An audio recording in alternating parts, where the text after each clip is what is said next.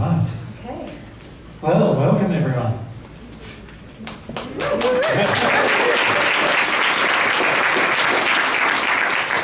Good to be back in Nova Scotia. Feels like we just left, doesn't it? Yeah. Just 6 months ago, was it? Or a bit more than that. Yeah, lovely to see you all again, and some new faces too. Very nice. We are probably going to get straight into things, I think. Let's do it. Maybe a few little housekeeping things first about where the toilets are and so forth. Yes, so for the bathrooms, if you need to go at any time, please do. But they're just out beyond the main doorway, which is directly outside. The ladies is right in front of you there, and the men's is just a little along the hallway as well. Yeah. We are not permitted to eat in this room, so we're going to have a lunch break at about 12:30, and we'll all just... Probably more One, yeah. 12:31, and we'll all just go and find a place to sit on the grass outside. I think it's a lovely day, so I think that'll be very nice. Much nicer than... Is it a hot day for you guys? Yeah. What about you? Not so much. It's a lovely, warmish It's a lovely day.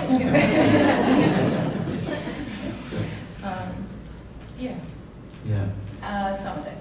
Now, I want to talk about the books. Is there any other housekeeping you need let's to do? talk about the books first. Yeah.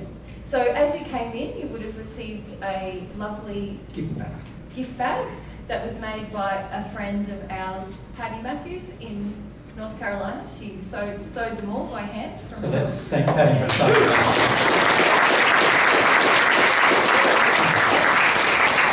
And every one of them was noticed individually coloured. Yeah, pretty nice. Patty's a patchworker, so these are part of her patchworking supplies. Yeah. Inside each bag, you will have 4 volumes. Have you opened them up yet? Yeah. So 4 volumes of pageant messages. Now, some of you don't know, were asking what are the pageant messages. They are a series of messages that were channeled to someone called James Paget around the turn of the last century. And some of them were from Jesus and myself in the spirit world, and many of our friends. So there's a lot of truth contained within the messages, and we're going to refer to them over the weekend. They're the highest channeled truth that's ever been received by a person on earth from the spirit world. And what's special about the volumes you have is that they are collected. The messages were received over a series of, is it 5 years? 7 years. And they came from all different people in the spirit world, and they were on all different topics. But the books that you have there have been compiled in order of theme, if you like. So, subject. So when you read them, it's a lovely experience because you can read more and more and more about the one subject on consecutive pages, or one theme, say forgiveness or receiving God's love. So, and often our spirit friends come and be with you when you read the messages, which is a really lovely experience as well. So you often, if you make time for it in your day, each day, even if it's just 5 or 10 minutes, you often come away from that experience feeling, that you have some lovely spirit friends around you. Mm-hmm. We'll be referring to them over the course of this 3 days. And some messages, one in particular we'll be looking at today. Yes, so I hope you enjoy that. That gift is really coming from Jesus and myself, but also a great number of people in Australia who've given donations towards the project of sharing the pageant messages with people for free worldwide. So we'll thank them.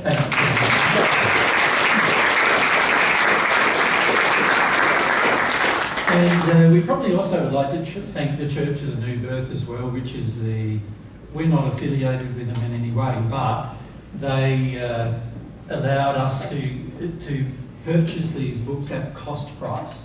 So that means instead of online, normally they'd be around about, I think, $45 or Australian dollars, I can't remember which, each, and we've managed to get them for around about $15 each.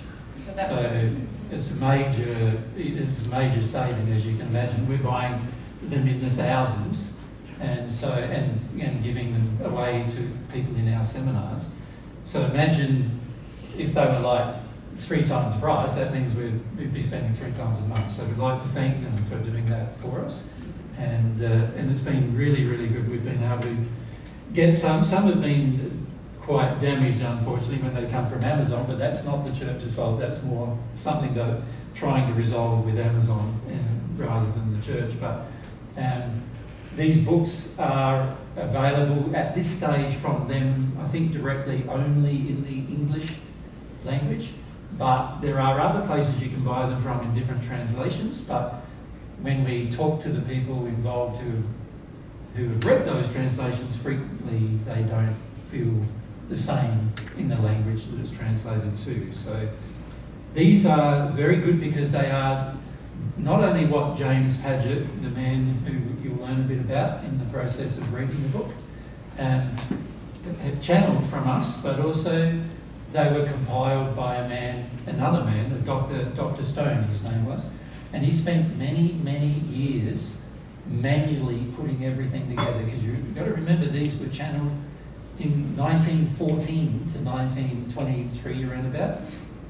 And back then there's no computers, there's no typewriters at the beginning, so they all had to be handwritten. But when typewriters come in, they'd be there typing out. Leslie, wasn't it? Just Leslie typing out each message. There's a lot of work that's gone into them by Leslie Stone. And if it wasn't for his effort, you wouldn't even have them, to be honest. So, and then there's been, of course, people who've preserved them since then, some of them are now in the spirit world, and quite a number of them actually in the spirit world, and then some still on earth who are preserving those messages. And part of the tenets of the Church of the New Birth is to preserve the messages in their original form, in their original wording. That was compiled by Dr. Stone years ago. Yeah. So we've got a lot of people to thank for the fact that they're actually on earth, besides the fact that we channel them. So we thank us again.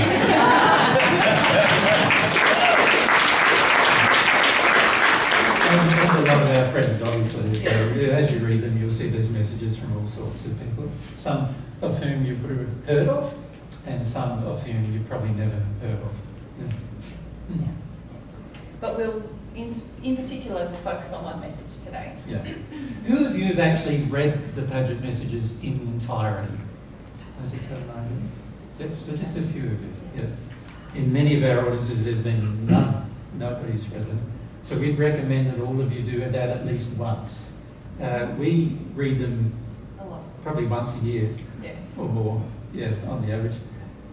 So my suggestion is to keep reading them, because as your soul condition grows, what impacts you from the messages will change as well. So that's something to bear in mind. Yeah. All right. Now, we're going to start with a bit of presentation, but you're welcome to ask questions at any time.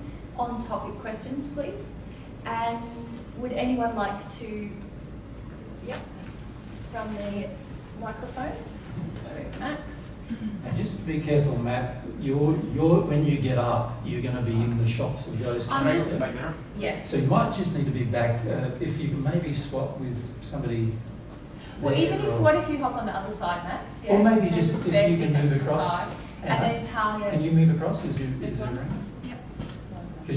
Because then he can be right next to Anna there. That'll be fine. Yeah. And Talia, you're going to take the other one. Now, Now, just when you're handling the mic, we talked about it last time as well. Just put it on your chin and your chest. That means that we hear you a clear sound. Often, when we're talking, we get excited and move the mic around, and then no one else can hear you. And then you don't get the benefit of hearing your voice on the recordings in years to come. Other people benefit a lot from your questions, not just yourself. So if you can make sure of that. So if you guys choose one side of the room each. So when there's a question on this side, Talia will bring the mic. Okay. Also, different to last year, we have video recording. So there's 3 videos here, faced at Mary and myself. But there is one audience cam, which is basically trying to get as much of a shot of you guys as we can get. Not everybody is in that shot. So if you expect to see yourself later, you may not. Particularly those people in the corners here. And the camera hasn't got enough depth of field for that. So if you do not want your image and everything recorded and shared infinitum in the future, then my suggestion is don't come to our seminars. Because that's a requirement of coming to our seminars. Yeah. Sure. If you just are happy to see it occasionally, but you don't want to see it all the time, then sit down in these corners. And we won't see you. Yeah. G'day. All right. So what are we going to talk about? Who's been listening along? Who's been listening already a bit for England? And I don't know if anything more than England's up at this stage, but yeah, some of you say. You have an idea what we're going to talk about? Maybe not a big idea yet. Yeah? So let's get started on the subject that we started in England. So the subject we started in England was pray for God's love.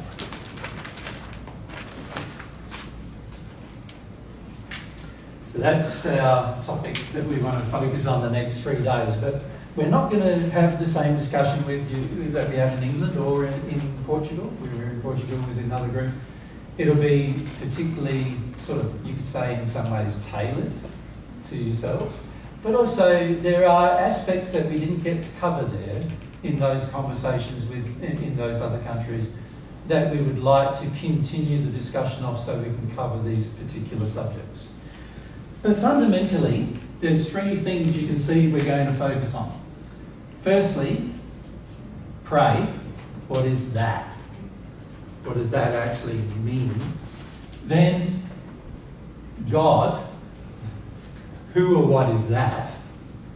In terms of what we're asking, who are or what are we asking for from that either being or energy source or whatever.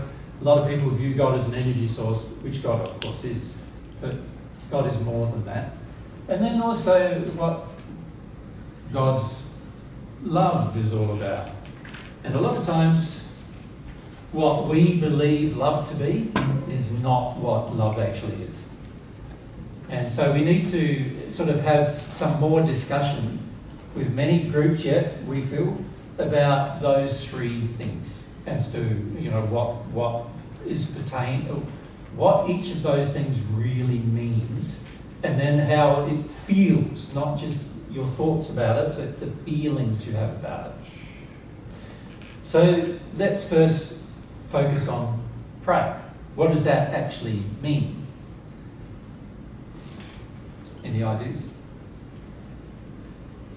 Come down. Just wait for the mic. Right. Now you have to pass it through. Yeah. So.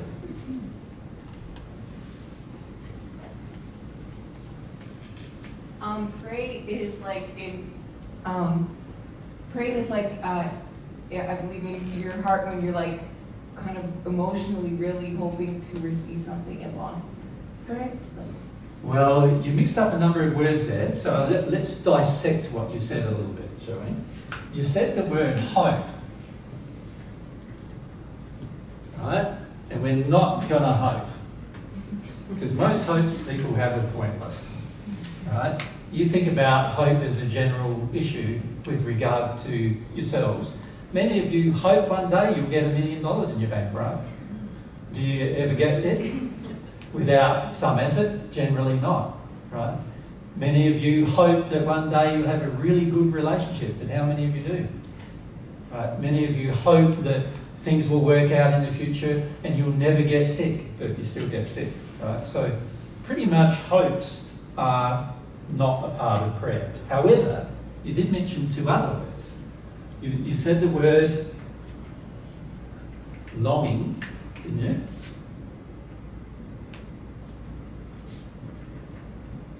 So what does that word mean to you? To try and invite, like to want, to desire something. And To desire, yes. So it's desire. Yeah. So it's not just a thought, is it? A lot of prayer nowadays that happens is really people projecting thoughts and hoping God receives them. isn't it? Like, so, our Father who art in heaven, hallowed be thy name, you know, and it's all coming from the mind without much heart, without any longing, without any desire. And also, in that Lord's Prayer that I just quoted, the first part of it, obviously, there's not a lot of longing for something either. It's just basically praising God, but God already knows what he's done. And he doesn't really need you to tell him what he's done over and over again, because he knows what he's done, right? So he doesn't need that. And also, a lot of times we're asking for other things, like protect us or these kind of things.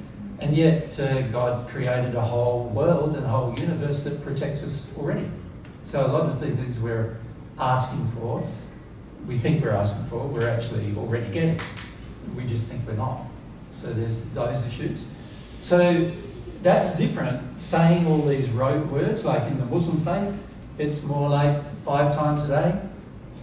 You take the time at certain times of the day and you pray. You say the words to God. Of course, you can also be carrying a Kalashnikov on your back while you're saying the words even, and that's still accepted and acceptable. And so these kind of things have to be considered. And of course, Christians do exactly the same. They, in fact, usually they say there's more praying in the foxhole than there is in day-to-day life.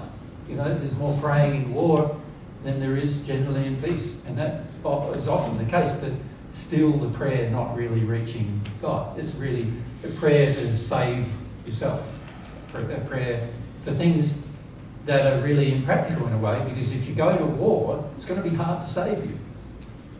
So, you know, it's going to be hard for God to save you while you've got a gun and you're already taking somebody's life, or somebody's going to be intent on taking yours. It's going to be hard under those conditions for God to do anything about that. You're exercising your will. So for a lot of us, when it comes to prayer, we're thinking prayer is just a bunch of words, but really there's no longing or desire involved in it. So these two things are very, very important. Longing and desire. Yep. What else is important? Kevin, if we can go straight back. Dialogue. When you say dialogue, what do you mean, Kevin? It's I'm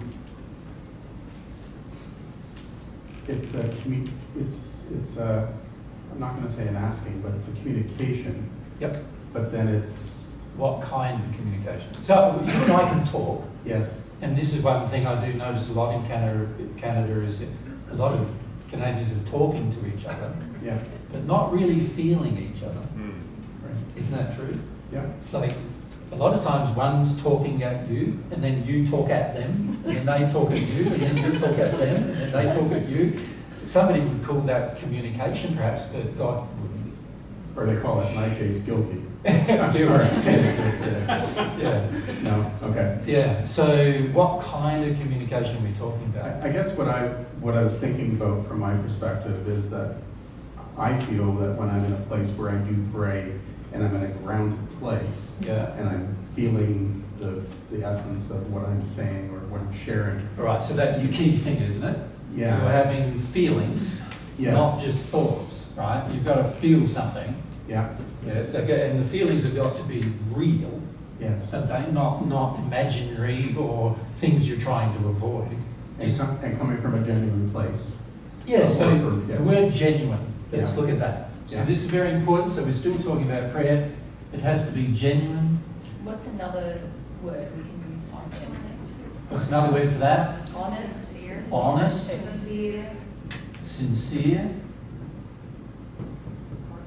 Yeah. Sincere. So you could say genuine or sincere or honest desire. That's connected to our feelings. It's connected to our feelings, Coming from not just from our thoughts. Yeah. And when you ask dialogue, it's almost like coming from that place. What I felt in the past is that I'm given answers. At Yes, some now stage. there's a reason for that. And the Okay. reason is now you're obeying the law that defines when God's going to talk to you and when he's not. Right, Does that make sense? yeah. So God has, you remember last year, for those of you who were here last year, we talked about God's principles. Mhm. And remember we said that God's principles are established by God's laws. Mhm. So God has laws that define how love flows. Mhm. And God has laws that define true communication. What is real communication? And real communication is not thought to thought. Not my thoughts going to you, but rather my feelings going to you and you responding with feelings. That's real communication. And of course, those feelings can be insincere or they could be sincere, couldn't they? So I can fake a feeling. You know? Like when I give you a hug at the front door, I can fake the hug, Sure. or I can feel the hug. Right? Now, if I fake the hug, well, from God's perspective, that's also not sincere. Right? So the key is this sincerity, isn't it? The genuineness, the honesty, the realness of the desire and feelings that you have. Now, if you have a sincere, real, honest, genuine longing towards God, then God created a law that means that God will always respond. So God's soul will never not respond to that. He will always respond to that. And this is why people who hardly even know God do sometimes get answers from God. Because in moments of their life, they have a sincere, honest, genuine longing or desire with feelings attached to it that are pure, not out of harmony, not selfish, but actually pure. And in those moments, it appeals to God's heart and there's a response. So you could say that really God defines what prayer is, not humans. Does that make sense to everyone?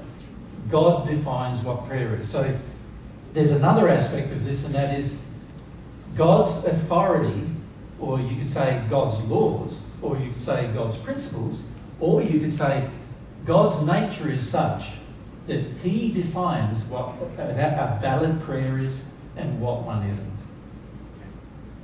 Right? And you can pray in every other way but that way, and you will never get a response. Right? So that's critical in understanding about how to receive God's love, isn't it? If you pray and you think you're praying and you think you're sincere when you're not, or you think you're longing when you're not, or you think you're desirous when you're not, or you're not really feeling it, there is not going to be a response anyway. So this is why a lot of people who try to experiment with prayer don't receive answers, because as yet their sincere desire is not present. Makes sense? Now, remember I also said that every time you have a sincere desire, you will receive an answer.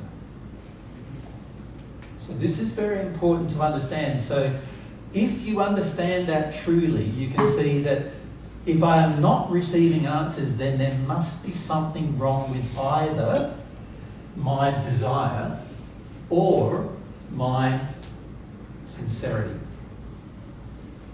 Now, you can have desires that are not sincere, or you could say not in harmony with God's love.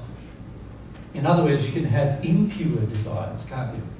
You can have desires that you want to harm people. You have desires that you want to have power over people. You have desires that you want things from people. And from God's perspective, while you may think they're sincere, that's not God's measure of sincerity. God's measure of sincerity is those things that I've just mentioned, the desire for approval, acceptance, the desire to be, to have power and all these things, even though you may think they're valid things to seek, God's not going to listen to such requests. So you can see on earth, the main reason why there's not a lot of response from God from people who are actually religious and praying is because most of the prayer is not either sincere or a longing. It's not a desire. It's just a thought. Just in many cases, a rote, like a repetitive thought, even.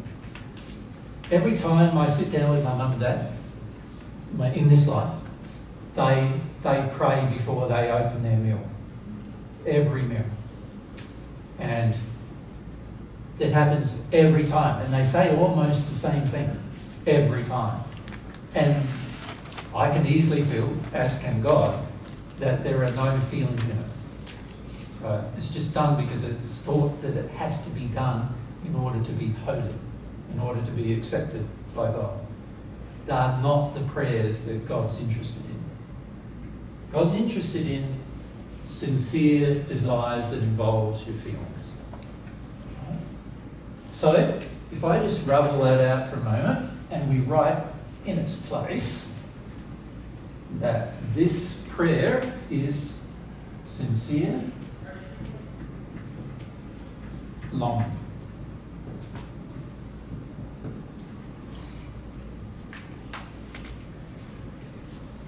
With the understanding that you understand what longing involves. Now, we had a conversation in I think in Portugal, both in the north and the south of Portugal and in England, about longing in particular, desire, feelings involved in desire. But we haven't had a lot of any depth of discussion really about the word sincerity. And this is something I'd like to remedy today with you. I want to talk about what it means to be sincere. Okay? Now, of course, this sincere longing needs to be directed at the appropriate being. Right? God. And obviously, I can have a sincere longing for Mary, but that's not prayer. Or there's a prayer to Mary, but not to God. I can even have a sincere longing for my children to give me thanks. So that's a prayer to my children, but it's not to God. Right? It's not directed to the being who is the creator of the universe. So when we're talking about God, we are talking about the actual, the real being, not some figment of somebody's imagination, the real being who is the creator. Not to anyone else. So that means I'm not like praying to an energy source. I'm praying to a person, a being, an entity. I'm not praying to some universal creation of God's. Like, I'm not praying to the sun, because there are many people who do. I'm not praying to creation. I'm not saying creation is God. I'm saying God created creation. We're also not praying to an intercessor. We talked a bit about an intercessor just briefly in Portugal. So I'm not praying to God's prophet in order to connect to God. I'm not praying to Jesus. I'm not praying to Muhammad. Right? Because they're not God. And if they're not God, then of course God can't respond. You're actually having your feelings with somebody else. Now those people might respond. So some people who are sincere with me and they pray to me in that manner, I'll try to respond if I can. But I'm limited in my energy, limited in my power compared to God. God's an infinite being. I'm a finite being. Any prophet of God is finite. So we're talking here about the infinite entity. The one that has existed forever and will exist forever. The one that existed before the universe existed. And the one that will continue to exist even if the universe destroys itself. Which I don't think will ever happen because God designed laws for that not to happen. But nevertheless, even if God chose to destroy the universe itself, the God would still exist. The infinite being would still exist. So that infinite being doesn't live in the universe that we're used to. He existed before the universe was created and he would continue to exist even if the universe was destroyed. Make sense? You wanted to ask? Yes, please. Yeah. Just wait for the mic. Thank you. I was hoping to ask about God specifically because in prayer, Yeah, I have struggled recently being new to prayer. yeah, I don't have a mind's eye. I have aphantasia, so I can't close my eyes and see things. I have a hard time imagining. yes. So in prayer, talking to God, I am using, it feels like I'm only using words, and it doesn't feel like it's enough. So it's the feeling and it's the emotions that I'm having a difficult time expressing when I don't have the imagination that goes with it. Or like a concept of God? Do you Right. have a concept No. of God? No. It's blank. Yeah, so there's two problems really, isn't Right. there? There's firstly, the fact is that if I don't really understand what God is and what God has done and all the things God provides and all these Right. other things, then naturally I won't really have a very strong concept of God. And then that, of course, is going to play into how much desire or feelings I have for that being. Mhm. Does that make sense? But that can all be fixed. Yeah. And the way it's fixed is exactly the same way you fix a relationship with a person. And that is, how do you ever develop a friendship with a person? Can you see what's going to be required with the person? Firstly, you're going to meet the person, and then at some point you're going to have a desire Yes. inside of you to get to know them. In other words, you ask them questions, don't you? You go, Mary, where do you come from? How many of you know where Mary comes from? Where she was born? Yeah, so don't know her very well yet, right? Do you know where I came from? Where I was born? No? Most of you know. So Australia. when we ask you where you were born, do you say Canada and we go, okay? No, what we do is we go, where in Canada? Where were you born? So people we've been talking to this week is gone, where were you born? If we get the chance to get to know somebody, we're asking them these questions. Where were you born? What was your life like? Where did you grow up? What did you do? What were some of your experiences? What's important to you? What's important to you? Why is those things important to you? What do you value? So we were having a chat with Tom and Sarah the other day, and we're asking these questions because we want to get to know who they are, what drives them, what their passions are, what they like doing, what they don't really like. You do that through questions, don't you? Or you could say it another way.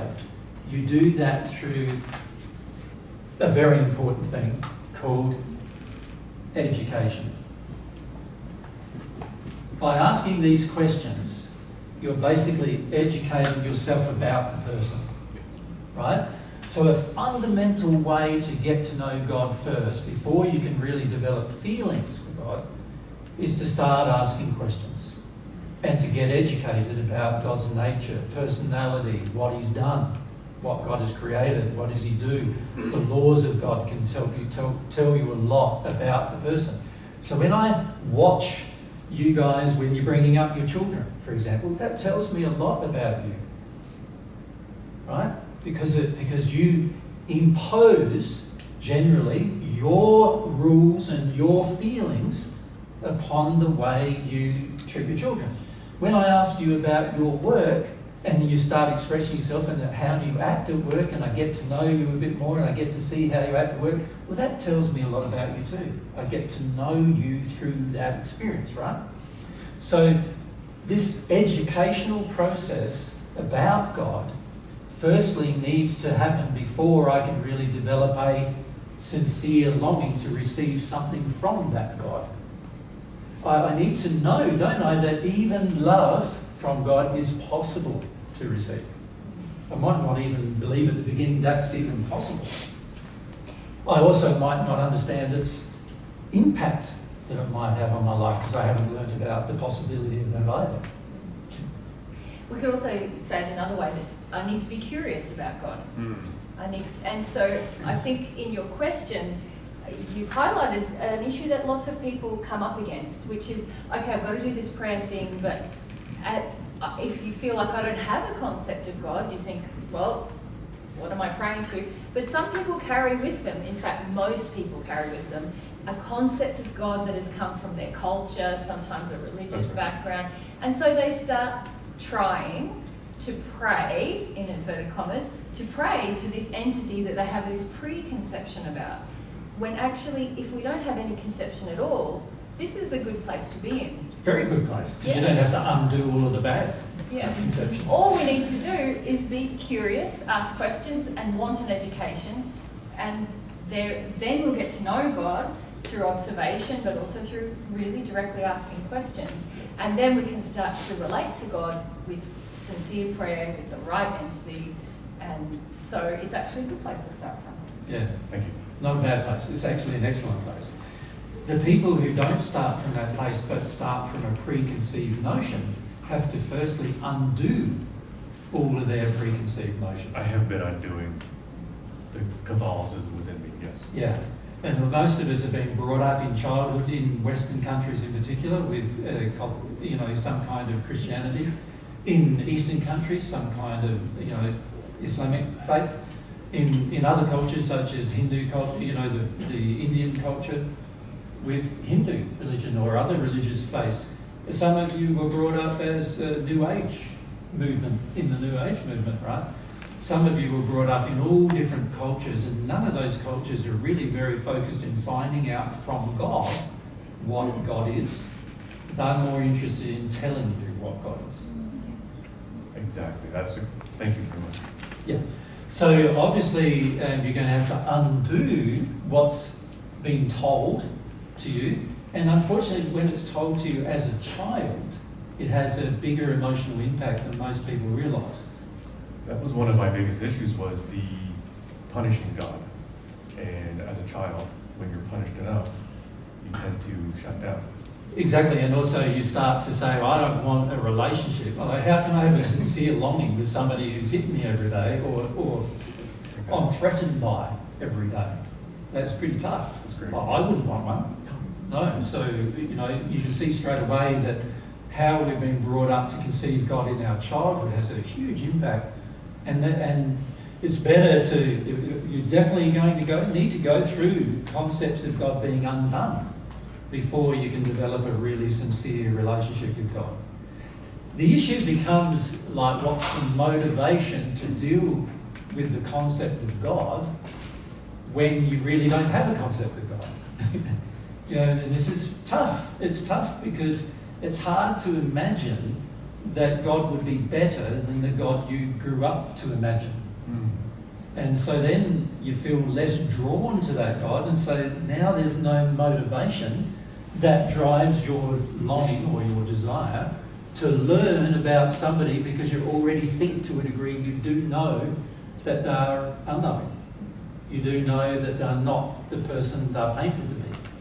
You already feel that. And then, of course, many of us have had experiences in our life where the treatment of us has been blamed upon God as well. In other words, the poor treatment that we've experienced has often been blamed upon God. And so now we start attaching to our image of God, we start attaching this poor treatment that's occurred. And now, of course, that's going to also taint me having a sincere desire to receive something from God. Yeah, because fundamentally I believe God is not loving. So if you look at all of the religious views of God on earth, none of them actually portray a loving God. None of them.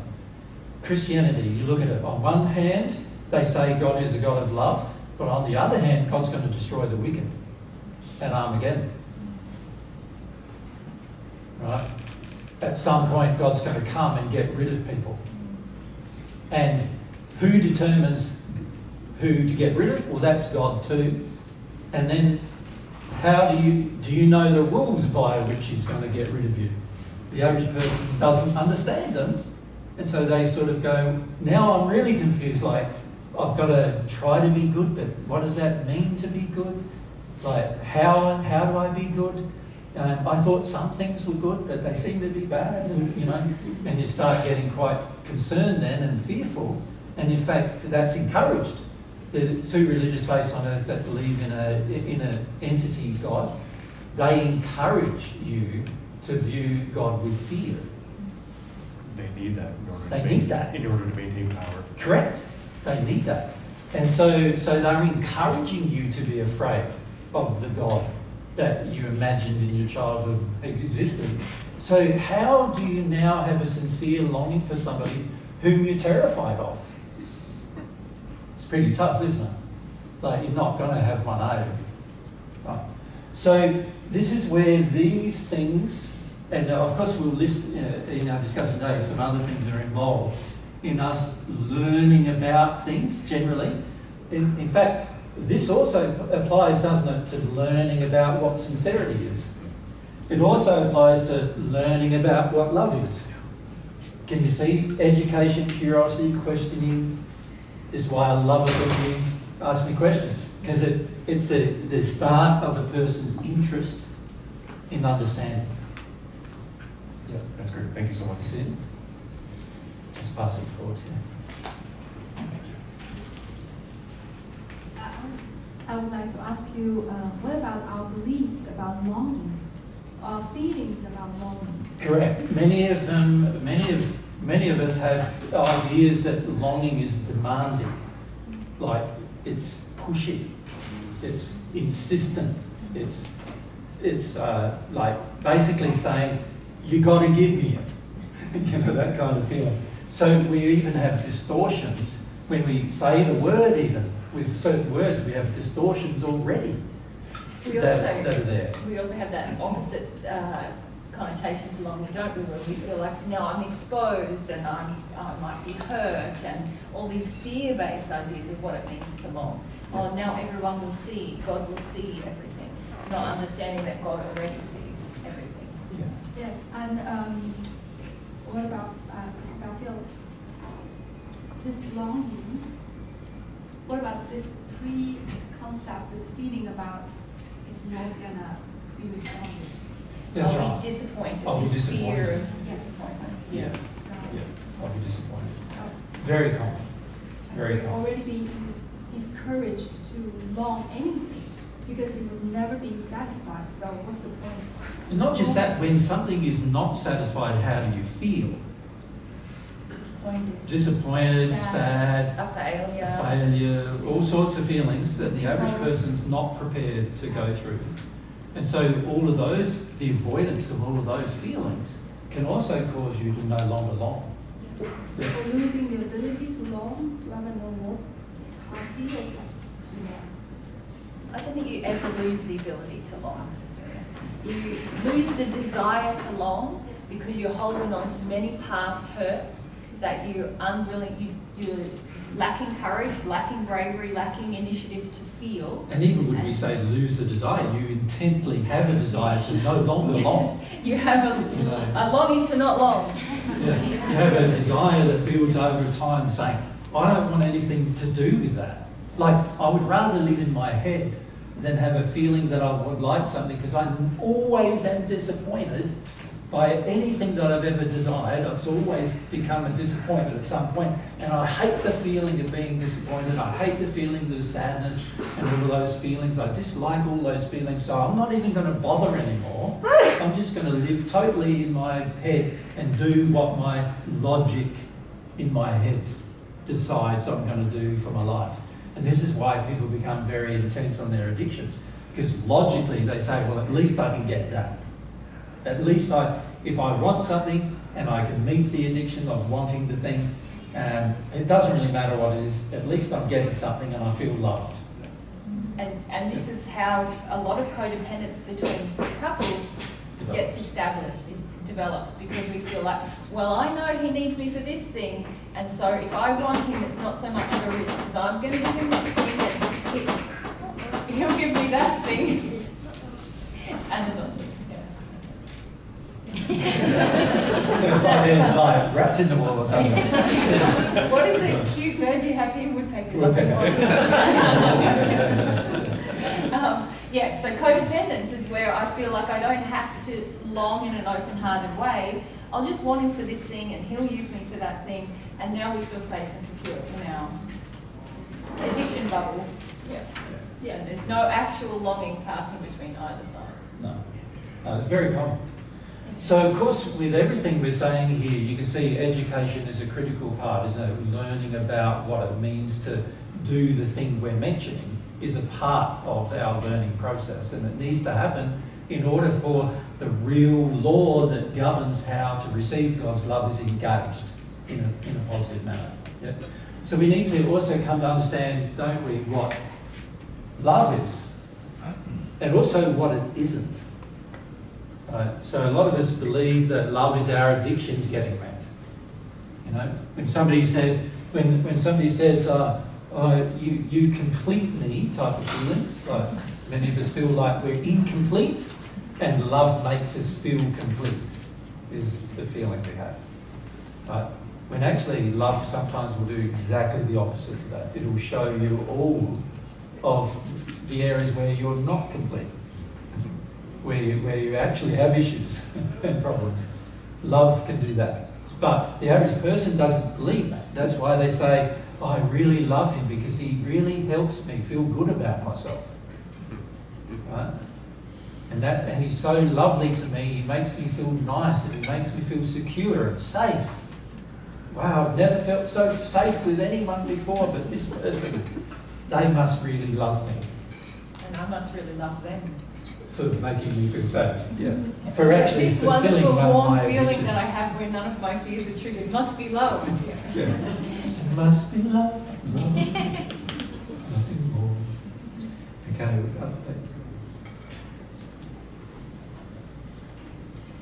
apologies for the basic question, but I'm new.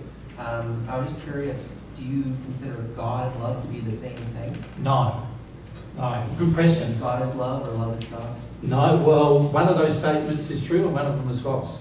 So let's look at them. So let's look firstly at love is God.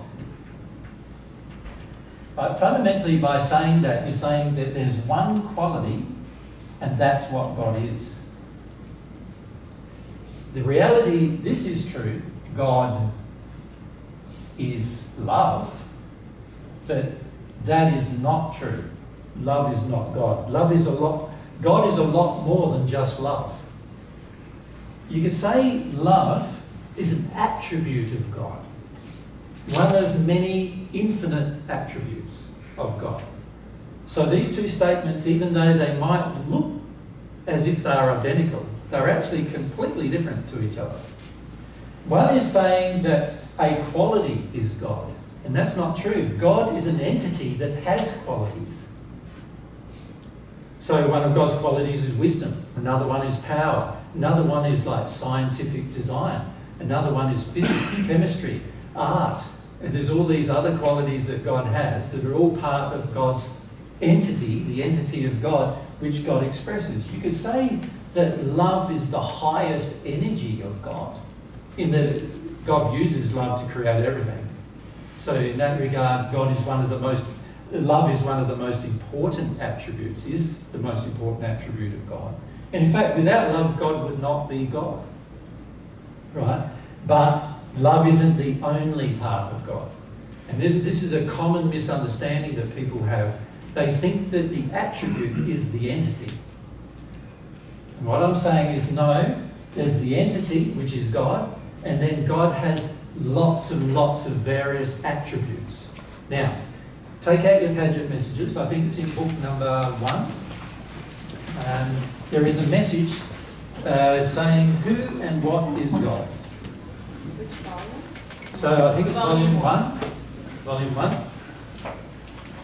I'm just trying to find it for you.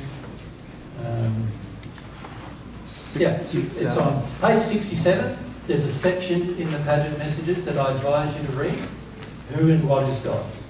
And in there it explains what I've just explained to you, that God has attributes and characteristics, but God is not those attributes and characteristics. God is an entity that has those attributes and characteristics.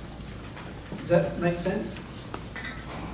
That makes sense to you? Yeah. Yep.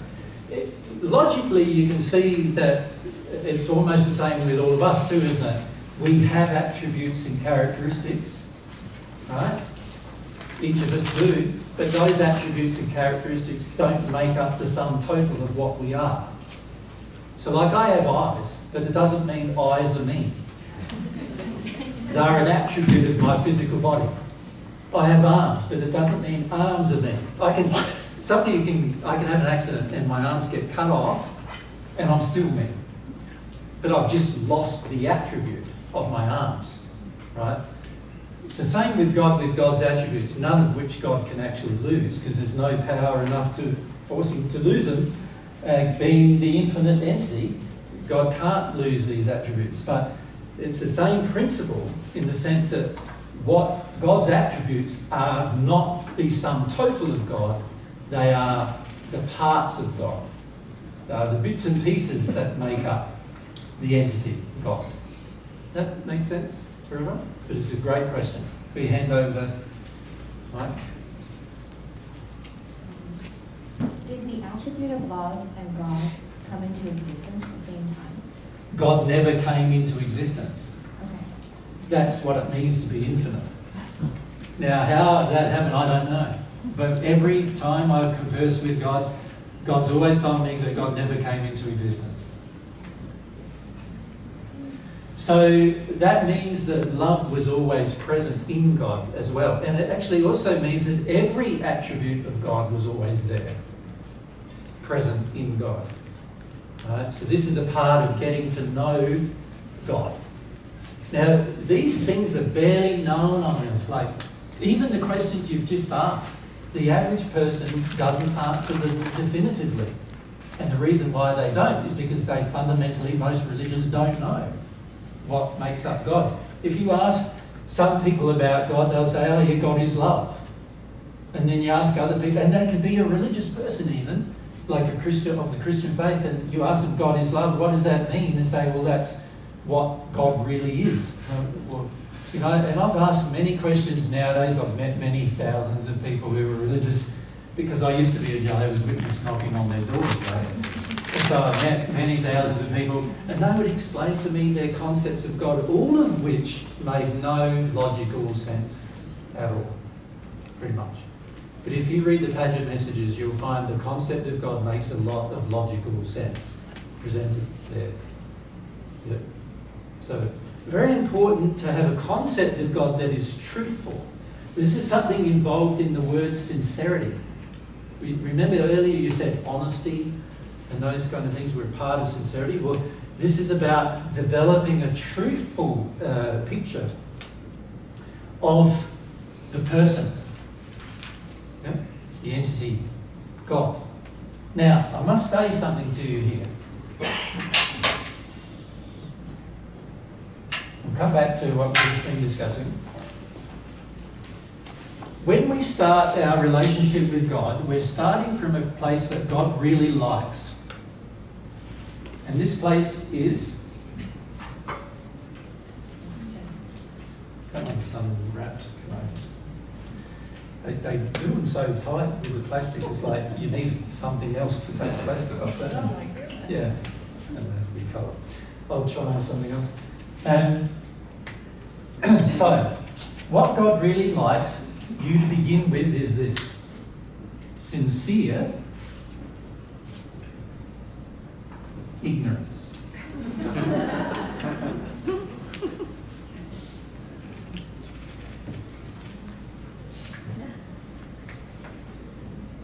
I bet you didn't expect me to say that. Right. Why does God like us beginning with sincere ignorance, do you think? So when you're ignorant, what does that mean? I don't mean in the sense that most people would call it nowadays, but if you look at the dictionary definition of ignorant, what does it mean? It means that I don't know. So I don't know. Ignorant means I don't know. So when I'm sincerely ignorant, I know I don't know. In other words, I don't imagine I know when I don't know. I know I don't know. That's a great place to start with God. At the beginning, when you start with God, you don't know what God is, you don't know God's nature, you don't know God's personality, you don't know God's characteristics, you don't know what God has done. You don't know what God's created. You don't know how long God's existed. You don't know any of these things at all about God. And then you don't know what God did, like God's principles, God's laws, God's personality being expressed in the world. You don't know whether you come from God even. You don't know these things. That's a place of sincere ignorance. It's like a child who's just been born, isn't it? A child who's just been born doesn't know anything. Right? And this is a good place. Of course, it's not the only place you should stay, where you remain the rest like that the rest of your existence. And in fact, It's very hard to stay sincerely ignorant. it's very hard to stay there. Because once you're aware that you're there, you want to, what's the next thing you want to do? You start to exercise a desire, sincere desire, for what? Yeah. Desire. So can you see here? Sincere desire is a prayer. Is it not? Did we not say that over the screen? Yep. Sincere desire is a prayer. But in this case, the sincere desire is for what? To know. To get knowledge. To obtain ideas, concepts, and assess them. You seek for them. When you have a sincere desire, you're seeking and you're longing to know the answer. It's like a child, you know, all of you have had children. How many of you had children? Okay, more than half. So you know, particularly when they're very little and their sincere desire hasn't been tainted by you, what do? Daddy? Yeah. Mummy? Why? What is that? Why? What is that? And there's many questions they ask, right? And you go, I've got no flipping idea. Like, you know, why is the sky blue? Well, I was taught that when I was in school, but like, the average person can't remember by the time the child asks. And so then you've got to go and look it up, find it out again if you haven't retained it. And then you go, this is why they think the sky is blue. The scientists think the sky is blue. Of course, the scientists might think that and be wrong. So that's something also that the child needs to become aware of. Things that are presented to them as facts, until they're proven by experience to be facts, then are they really facts yet? You know, they are ideas or concepts. So can you see, in the sincere desire to know, you develop a list of possibilities. Can you see that in your learning? In your sincere desire to know, you'll do that. You'll want to do that. You'll seek that. You become a seeker of truth. You guys have read some of the Bible, yes? Who's read some of the Bible? Who was a Christian in the past, read some of the Bible? You know that I've said in the past, right? That you want to sincerely seek for truth, right? The person who seeks will find. The person who does not seek will not find. Seeking. Sincere desire to have knowledge is seeking. Seeking for truth. The average person generally begins their life as a child seeking for truths. Of course, the parents react very badly when they don't know those truths. Frequently. So, like, if you're a child and you're very little and you're very reliant on, dependent upon, let's say I'm a child and Mary's the mum, and I'm very dependent on her feelings for a start, but I'm also very dependent on her desire to look after me and care for me, because I really can't care for myself yet, so I'm dependent. When I'm dependent and mum has a bad feeling, she just has to have a bad feeling from me asking something. So if I ask, you know, why is the sky blue, mum? And she feels really upset and confused and she doesn't know herself and she feels silly and she feels stupid, and I'm feeling all those feelings from her. I'm going to be, as a child, sensitive to those feelings. Once I feel all that from her, I'm going to be very tempted not to ask her again if she has all those feelings. Can you see that? Even her desire to resist her own feelings is going to influence my desire to know. Right? This is the unfortunate thing of what happens in our childhood. Frequently, we begin with this strong desire to know, By the time a child is generally 7 or 8 years old, it's been suppressed by its society and its friends and its parents and teachers and everything so much about questions, sincere questions, that the average person doesn't ask any more questions for the rest of their life. They just accept what they're taught without any questioning. For most people, this is what happened in their religious faith. They accepted what they were taught. Because you imagine, you're a child, you say, why did the Christian faith say, so I'm asking Mummy, sorry about Mary being Mummy, I'm asking Mummy, why is there the Trinity? Because that doesn't make a lot of sense to me. And Mummy says, what is she being taught to say? You've just got to have faith in it. It's a mystery.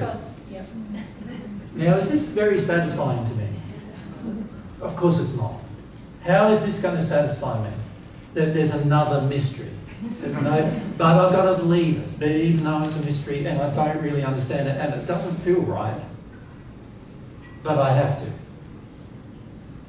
Obviously, that's not a very logical thing to do to a child, but the child now is going, oh, I just got to give up all my questions and all of my doubts and all of my feelings about that question now. That's what I've got to do to be accepted in my family because I'm part of that religious faith. I've got to give up all those questions and all the doubts I have and all the problems I have with that and all my ideas about that and how wrong it seems to me. I've got to give all of that up now because I'm told that I just got to have some faith. Right? By the way, it's not a proper faith either. It's not a sincere faith. The sincere faith is based on actual experience. And I haven't experienced it, so it's not a sincere faith even. But I'm told I have to have it. Confusing as hell, isn't it? Really? And it creates inside the child a hell. Internal hell. An internal hell. Where they go, but I have all these doubts about that I can't ask. You know, what's this hellfire thing? If God is God of love, then why does God torment people forever in hell? Well, I look at myself and I go, no matter how bad everybody was, I wouldn't do it forever. Even if I did it, I wouldn't do it forever. You know, it's very hard for a torturer to remain torturing people forever. Like the average torturer in that place eventually has a conscience and they eventually have some triggering with that and they can't do it anymore. Right? That's their general experience. And that's of a person. What about God? God can do it forever? What? And this is what we're taught. And we're not allowed to question that either. We go, how does that work? Oh, well, that's what the Bible says. By the way, it doesn't actually say that. In one place of the Bible, it says that when you die, you're dead and you know nothing, so therefore you can't be tortured. In another place of the Bible, it says that there's a fiery thing, but it's more in an illustration, but it does say. And then in one part of the Bible, it's actually being input into the Bible, of course, by someone other than the original writers, and it does actually say that there's there's torment in hell, right? So I've got, on one hand, I'm dead and I know nothing. How can I be dead and know nothing and yet be tortured?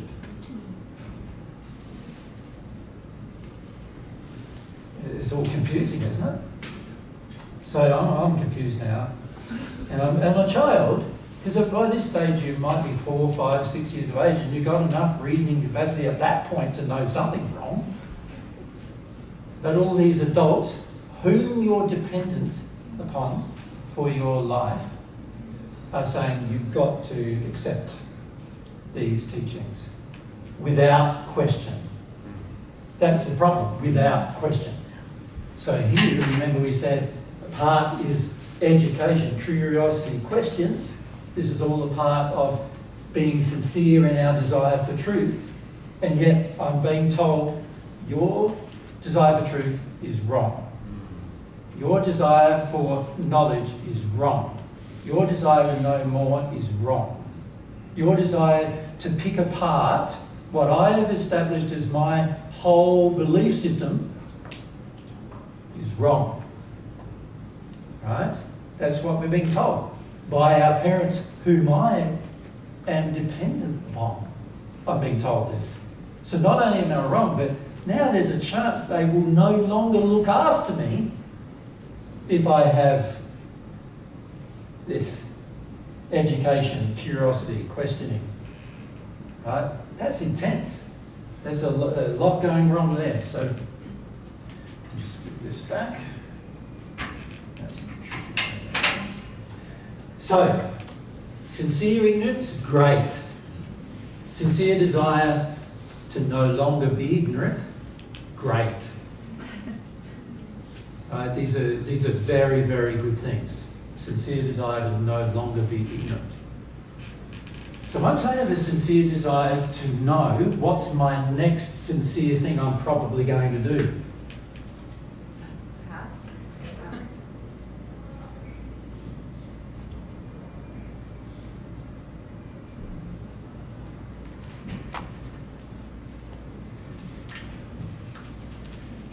Isn't it? I'm going to, if I have a sincere desire to know, the irony is that God made these laws that say if you have a sincere desire to know, you will discover the truth. So here we're talking about sincere discovery of truth, not human truth, not what people believe, because what people believe is far removed from truth, you know. So it's God's truth, a sincere desire to receive, to know. If I maintain that, I will take action. So you could say sincere discovery of the truth is firstly an action and then a state. You know what I mean by that? So firstly, you take the action to discover the truth and you'll be sincere about it. You won't put up with, illogical arguments. You won't just be content with knowing nothing. You won't be content with continual ignorance. You won't be content to just put up with not knowing. You'll want to know and you'll take action to know. And then once you take the action to know and you discover, because that's the only way you're going to, you'll eventually be in a state where now you know what the truth is. God's truth about that thing. The reality truth, the real truth. You could say, another way of saying it is you will know reality. God's definition of it. Not human. God's definition. You will come to know what is real. This is very satisfying to the soul, to know what is real. Very satisfying. One of the greatest satisfactions on earth today is that most people feel that the truth is unattainable and that it's hard to discern what is real and what is fake that's happening in front of them. And becoming more difficult every day, isn't it? Like, there's so much fake news, AI-generated news now, and all sorts of things. How do you even know what they say is happening on the other part of the world is actually happening anymore? You know? Recently there was that Air India crash, right? Remember that? Yeah. The crash a few weeks ago, a month ago or so. There was a whole heap of fake news that were generated by AI that went out into the internet, and people were saying all sorts of comments, and it was all not true. But how would you know? It's presented so well and so realistically. It's very hard to know, right? And this is the trouble with the world we're living in. A lot of what's going on now is the presentation of fake in the image of true. Right? In other words, they're trying to convince you things are true when they're actually not real at all. God doesn't do that. God responds to sincere desire to know by helping you to get to the state where you now know what the truth is. And actually God's designed us to be happiest in that place when we're connected to reality. So God's designed us to be dissatisfied with unreality, which if you think about it is a great design feature of your soul. Yeah. It means that eventually you're going to be connected to things that are real, and anybody else who's connected to truth will be with you in that place. You'll be able to connect in that place, but also you'll be able to resolve a lot of problems personally, globally, spiritually, because you're in connection with reality. Yep. Now remember last year, for those of you that were here, we presented some concepts about principles, and we said there was a hierarchy to principles. Do you remember that? And remember we said that the spiritual principles, which you could say are your beliefs and your feelings associated with those beliefs, they were the highest. Remember we said that? And then we said that the emotional part of you, what you are emotionally, is the next highest. And then we said what you are sexually is the next highest. And then we said what you are physically is the last in the hierarchy, you could say. Right? Now, can you see, if we look at it this way, can we see sometimes we'll have sincere ignorance about a physical thing, like, does the earth rotate around the sun? Why does it rotate around the sun? What causes it to rotate around the sun? What originally caused it to rotate around the sun, if it does rotate around the sun? This is a physical question. We might begin with sincere ignorance. Great. Right? If you begin with an education of some other kind, it's harder, isn't it? Because it might be wrong. So it's great to begin with sincere ignorance. A sincere desire to know will drive me into getting all the facts, obtaining all the facts and making some kind of sense out of them, and I will use my intellect in terms of my logic, but I'll also use my feelings about that. Both things are valid ways to assess.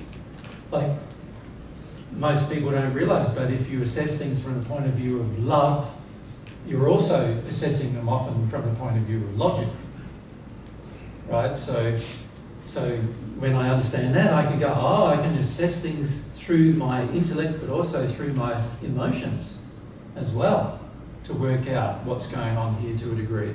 But there has to be backed up by facts.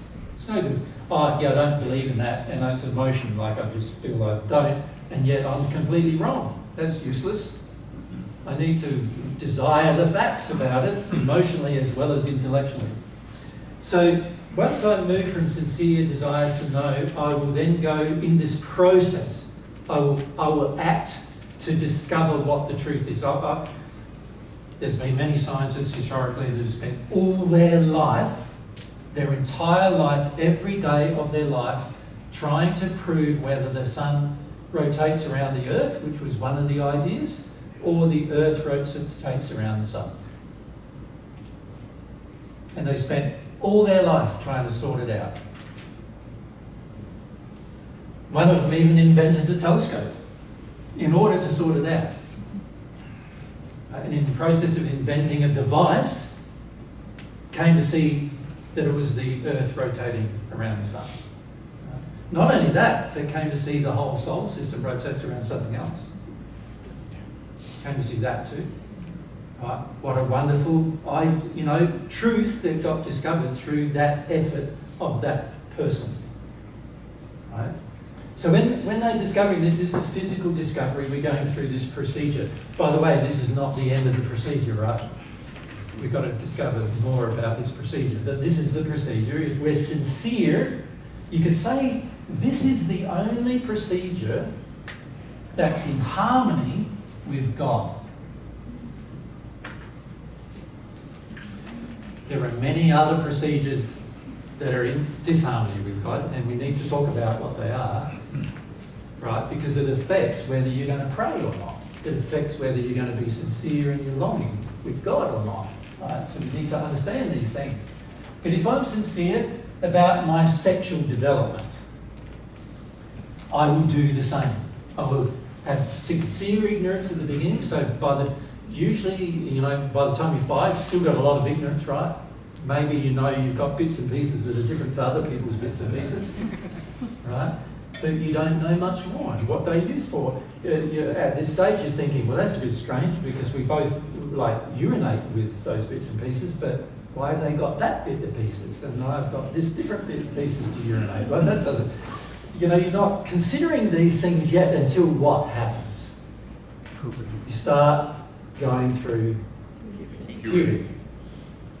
Now it becomes very important, doesn't it, for you to know what's going on with those bits and pieces. Right? Now, of course, if you've been educated before, then it's not so scary. But if you've haven't been educated at all, which many people aren't, right, except for school perhaps, but my time wasn't even in school, right? So it's all like mystery, and it's only through desire to know and a sincere discovery of what the truth is about there that you'll learn about it. What influences that? The shame that's been heaped upon you from your parents and the belief systems they have about what is morally right and wrong are going to have a huge influence about whether you're going to have a sincere desire to know. Right? So that's an illustration of sexual knowledge being harmed by the ideas, concepts of a parent. Yeah? The shame of the parent being visited upon the child. What about emotions? I start out sincerely ignorant, as a child, little baby, I'm sincerely ignorant of all of my emotions, even though I'm having them. Isn't that interesting? Like, a child can cry, but not know why. So they're ignorant of the emotion in terms of understanding it, but they're not ignorant of the emotion in terms of experiencing it. They can experience it, even though they don't understand it. Right? But as time goes on, there's a sincere desire to know why I'm crying. What has happened? Why do I feel sad? What makes me happy? What makes me sad? What makes me safe? What makes me feel unsafe? What makes me feel angry? What makes me feel ashamed? What makes me feel joyous? What makes me feel peace? A sincere desire to know will drive me into a sincere discovery of truth about me and my feelings, and also about all of you and your feelings, eventually. A sincere desire to know will drive me in that path, to the point where I can understand my own feelings and Mary's, being my partner, but also all of your feelings. You can understand everybody's feelings. In fact, they're so easy to understand. A child can understand them, with one exception in that they still might even be ignorant, but they'll be feeling them.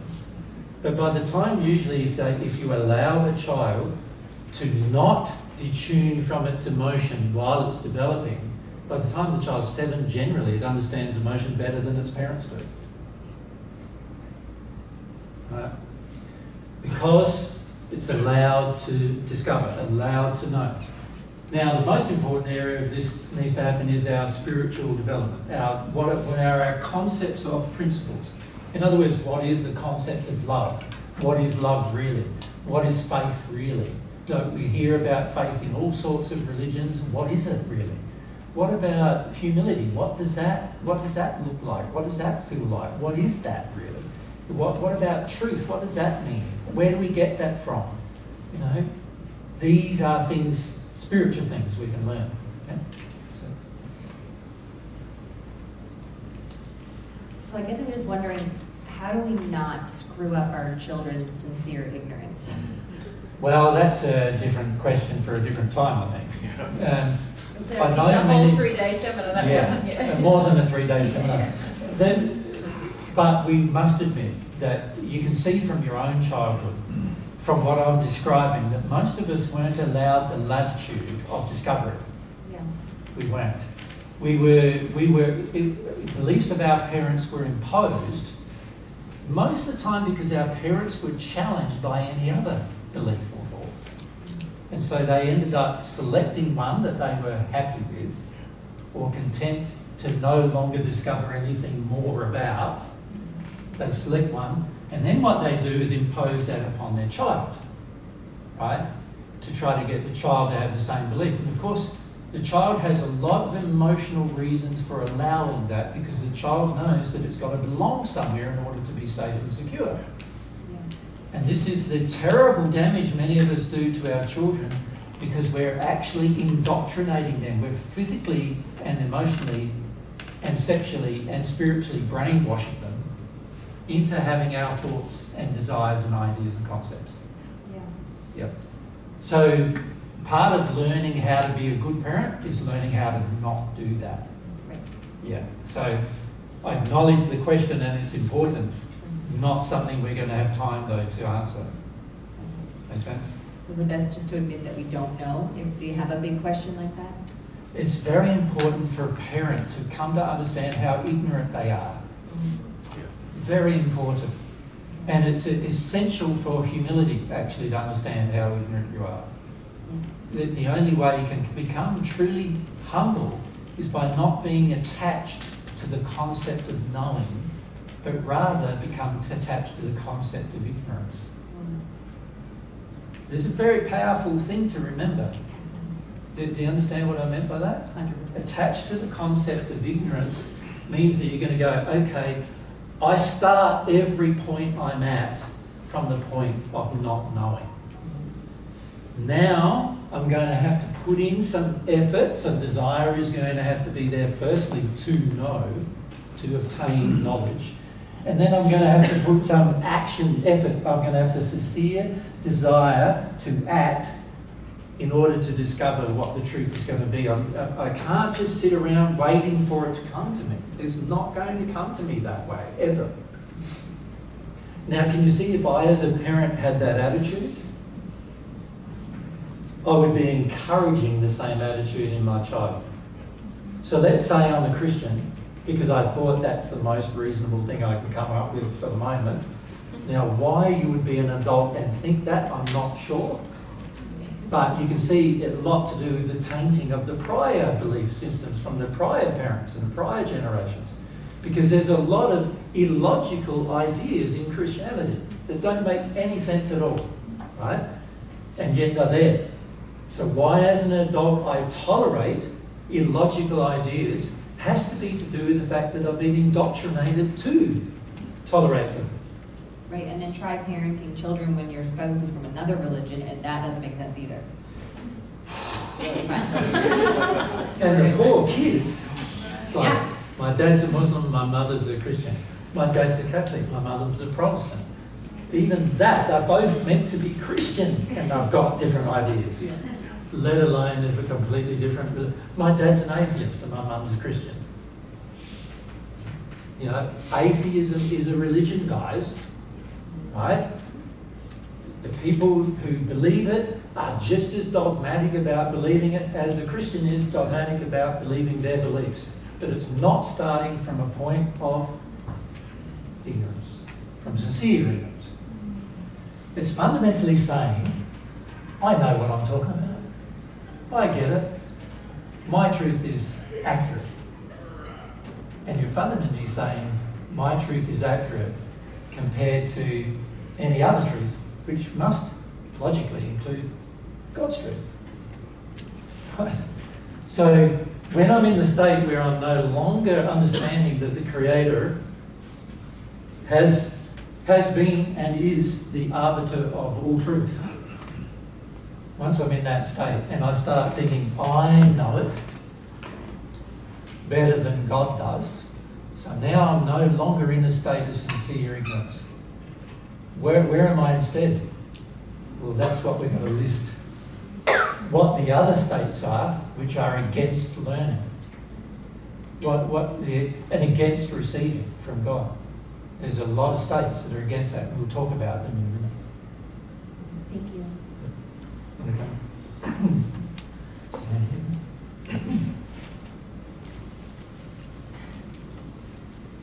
So if I work in a school, I have to have the same approach as a parent who will do the same thing? If you work in a school? Yeah. Yeah.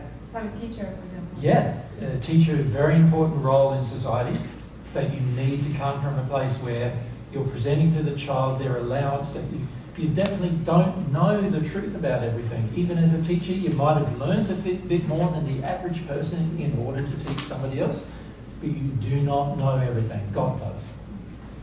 So is it okay to question what we learned in the understand if the child. Very important question. Because what if you talk about the atom, for example? I don't know, what level of I'm a specialized education. special education? Yeah. Yeah, for children who are struggling? Child 1 to level 2, so 7 years old. Yep. Yeah. Okay, so younger children. Okay, so let's say, what can I think of there? I think I'll go with my original example. Well, what kids might ask, what happens when you die? What? There you go. You know. You don't know. You've never died. I've died, I don't know. But you haven't, so you don't know. Right? So how can you present anything definitively to the child yet unless you've heard it directly from God about what actually happens? Which is possible, by the way. Even though you have not experienced something, you can hear definitively from God about what's happened. And you can also hear definitively from the people who have already died what's happened. Right? So that's good. There's ways to know without you having to die to know. Which means that when you're teaching it, you don't have to die before you can teach it. Does that make sense? But it's a good question. It's a big question, isn't it? The child sees animals dying, sees, people dying, granddad died, in the course of its childhood generally. And then if you're in a Christian school, you're taught to say, well, granddad went to heaven or hell. But none of the granddads went to hell. I'm not encouraged to say that.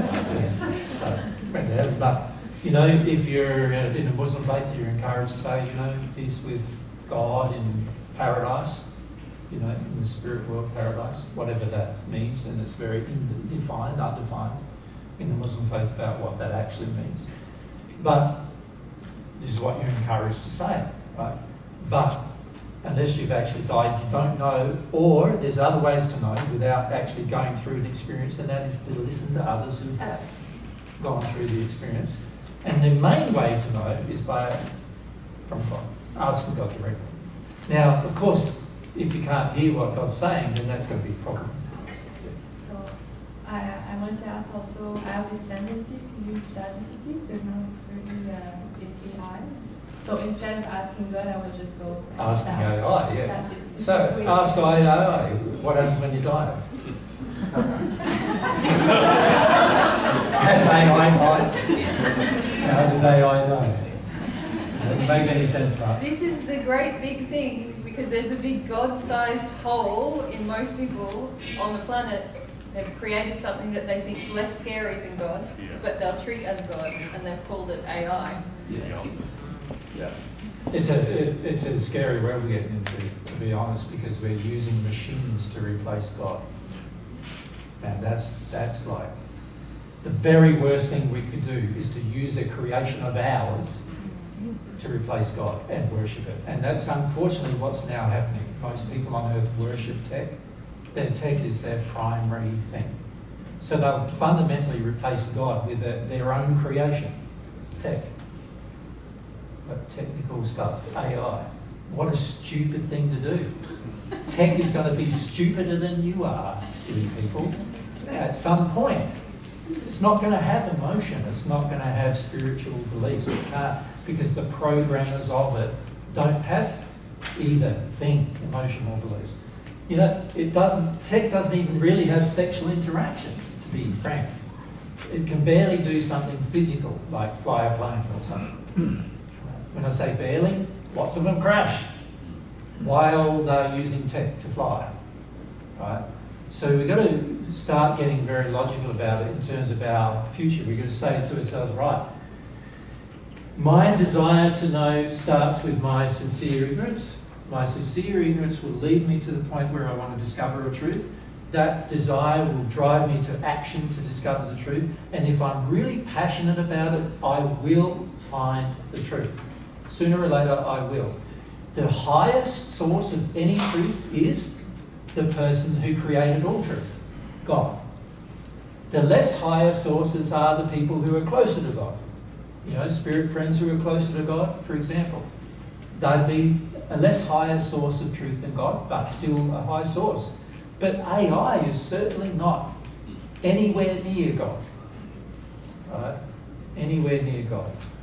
If you could listen to God, what God feels about AI, that's interesting. Because he's not that impressed about AI. Should we come over here? And then to Shah. So how do you hear God? Well, that's another question. Very good question, isn't it? Well, and this is something we need to come to understand. Why did God design it so the way to receive God's love was through this process? Because from God's perspective, that's when you hear. That's when you listen. When you have a sincere longing for something, that's when you listen. It's actually the action of longing. I think we talked about this in England. It actually opens you. And if you've ever longed for anything, even if it's chocolate ice cream, you do have this feeling of openness to receive, don't you? You want it bad. Yeah. You want the ice cream. You do everything you possibly can to get it, even if it means driving for miles to go and get it. Now I want ice cream. Yeah. Sorry. There is a really nice ice cream. And you do everything you possibly can, don't you, to seek it, firstly. So, You're very but open. also, in this sincere longing stage of your heart, you are now open to answers. See, this is why a child is often far more open to answers than an adult is. It's why we feel like we can't learn anymore after a certain age. Why they say you can't teach an old dog new tricks. Because we've put up all these blocks. We're not open anymore to receiving. Whereas children, it's well known, if you teach a child the language, if a child learns a language when they're quite small, they retain that, they pick it up very quickly and they retain it for all of their life. Whereas you try to teach a 50-year-old a new language, it's often a slow process, and often it's not retained very well either. It's like me in Portugal. Not retained very well. Not retained. Yeah. So the sincere longing is the thing that opens us. And children often haven't had so much tainting of their longing that's happening in that process that Jesus was describing, but it's the longing that makes us open to receive. It's similar to what Kevin was referring to earlier when he said, when I'm really with a feeling and longing, I often get an answer. That's because the longing, it actually has I don't know if you want to call it physiological effect on the soul. On the soul, it does. Of opening you up. Yep. And this is why often many people, as Cecilia was saying, come to fear longing, because they feel that this opening up exposes more of their tender parts that might hurt if there isn't a fulfillment of the longing, or if they're judged for the longing. Yeah, and it exposes your errors too, naturally, which most people on earth in particular judge. So naturally you're going to have some fear on earth to do this open longing, desire, sincere desire. But in answer to your question, that is how you hear God. You sincerely long. And to be honest, it's how you hear everybody. This is why I said earlier, many of you are talking at each other but not to each other. You're not listening to each other. In fact, what we often see is a competition of I want something, I want something, I want something, I want something, and it's just who can get the faster words in and the more intent emotion in as to who gets it. It's not sincere because nobody's really listening. When you really listen, you retain things. A sincere longing causes you to retain things. Now, an example of that is, let's say I'm an apprentice, and I'm an apprentice builder, and I have a sincere longing to be a builder. I'm going to learn about all the tools. I'm going to learn how to use every tool. I'm going to learn all the new tools that come along. I'm going to look for those tools that come along. I'm going to learn the methods, the materials, the certain limitations of certain things, the advantageous parts of other methods and materials. The pros and cons. I'm going to learn it all. And then in like 3 years' time, after I've stopped my apprenticeship, I forget it all. Is that how it happens? The reason why it doesn't happen is because I was actually interested. I was actually desirous. I was actually passionate, even if it was only to earn some money from it. But I actually had a desire that would mean that I retain what I learned as an experience. So once I've learned to use a hammer, I don't come along 3 years later and pick up a hammer and go, which end do I use it from? You know, do I pick up the claw or do I pick up the handle? Or what? Oh, handle. Yeah, that makes sense. Handle and away I go. I don't have to do all of that thinking. But even when you're a teenager and you learn how to drive, it's the same, right? You learn how to drive. Why? Because nowadays getting around is pretty important, right? And you have to get around a fair bit, and the car is the thing you use to get around with. Freedom. It was all about freedom. So the average person goes, I'm learning how to drive, right? Once they learn how to drive, do they get in the car 5 years later and go, I can't remember now? No, because they retained the information because they desired it. They wanted its results. They saw the positive effect of having that information. The sincere longing drove the knowledge retention. Understand? It's very important to understand. If you're not retaining things, it means that you do not have a sincere knowledge for it. I don't have a sincere knowledge for Portuguese. A longing. Every time I go there, I ask, what's thanks again, Mary? Mary has more of a sincere desire to know the language. And so she retains it, and I don't. I go there, I learn it over the few weeks that I'm there, and then I come away from it and go, wow, that's pretty difficult. You know, talking in Portuguese must be hard. But the people who do it every day don't feel it's hard. Because they developed a sincere desire because it was a part of living in the culture. Just like I had to learn English, they had to learn Portuguese. Sincere desire to know drives and you retain. Once you have a sincere desire to know as a child, you will probably retain it for right the way through your entire life on earth. That's the beauty of it. Can I say, I've noticed in my personal life, and I feel like God is attempting to help me to see this, that how things come to me that I want, and it's almost like this ongoing science project that I have personally in my internal world. Like, yep. So this is something I wanted 3 years ago. I remember wanting it, and suddenly I get it's like thrown in my lap. I'm like, how the heck did that happen? Yep. Wow. Yep. And so I guess with knowledge acquisition. Well, the biggest, most important things to know are, that's one of the spiritual things. How do you really obtain something? There's spiritual principles involved in that.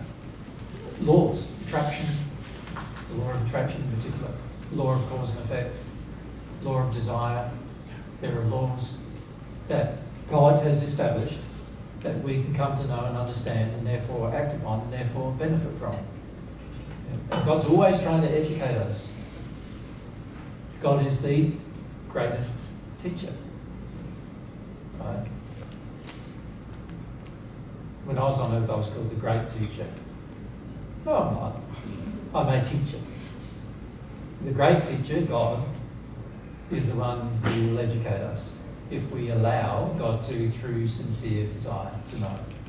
Yeah. It's going to require this, isn't it? Starting there, understanding I don't know, and also getting to the stages there that it's important to desire to know. Because a lot of us never get beyond there with most things. I haven't got beyond there with Portuguese.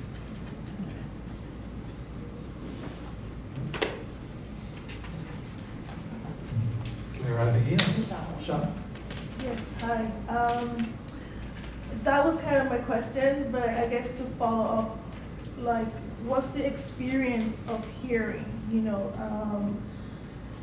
Because when I pray, a lot I've been journaling, and sometimes I'm writing things that I think is not coming from me, or sometimes just things come to me, like experiences or physical, or someone just hands me a book, Yep. So those times I'm like, oh, I can feel God involved, but sometimes I've wondered when I'm journaling, am I hearing God when I'm sort of praying and writing down questions? Well, I suppose it depends why you're journaling, doesn't it? Again, it gets back to the same principle. If you're journaling because you want a record of your life, and that's the only reason why you're journaling, then there's not a lot going to be in it in terms of learning truth. But if the reason why you're journaling is to sincerely understand your own experience, now there will be benefit to journaling if you journal. This is why Mary and I don't make a rule for somebody to do something in order to get a relationship with God, because God's already established the rule, and there's no need for an additional rule. The rule is, if you have a sincere desire to do a thing, then do it. You'll benefit from it at some point. Now, there's one proviso to that rule. It has to be in alignment with what is good in order for you to benefit from it. If it's in alignment with what is bad, then you will definitely have a lot of pain from it. So some people journal for a bad motive, only to find that somebody like their mother picks up their journals and reads them. And because they had a bad motive, they get upset about that. Then other people journal, and they have a motive to share what they journal, to make it like a memoir. Right? And then people get to criticise their memoirs. That was a pretty bad motive probably for journaling then. Again, it gets down to what is your sincere desire and what's the goals. And we need to talk more about this. Right? So we'll move into the rest of this process, right? In terms of what's involved with sincerity, and then we need to, on one side of the board probably, and it's going to be a lot, it might be 2 or 3 rub outs and so forth, about what's the opposite of it. Because many times I've noticed people believe they're sincere when it's quite obvious. And it should be even quite obvious to them that they're not being sincere. Yeah.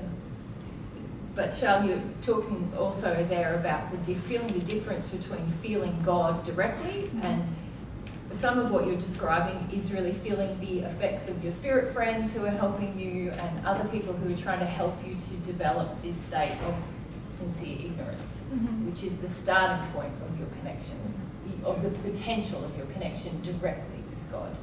Yeah. So I would stay curious in that process. Yeah.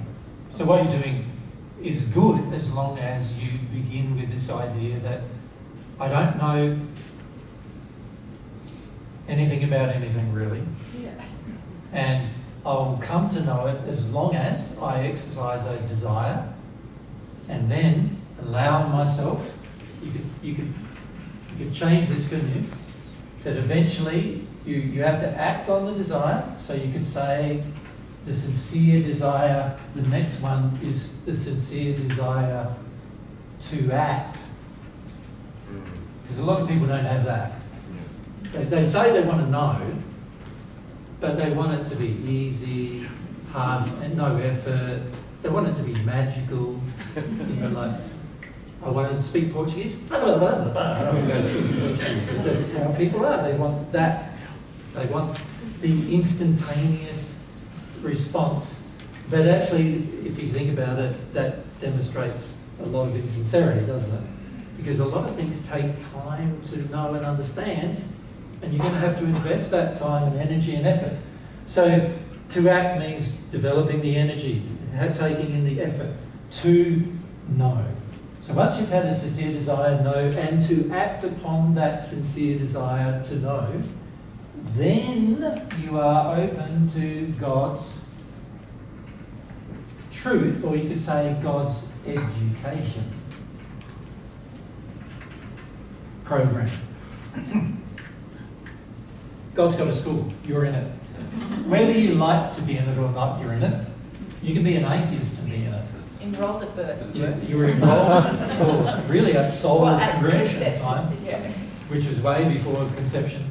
You were enrolled there, and it's too bad. You're in it now, right? That's how it is.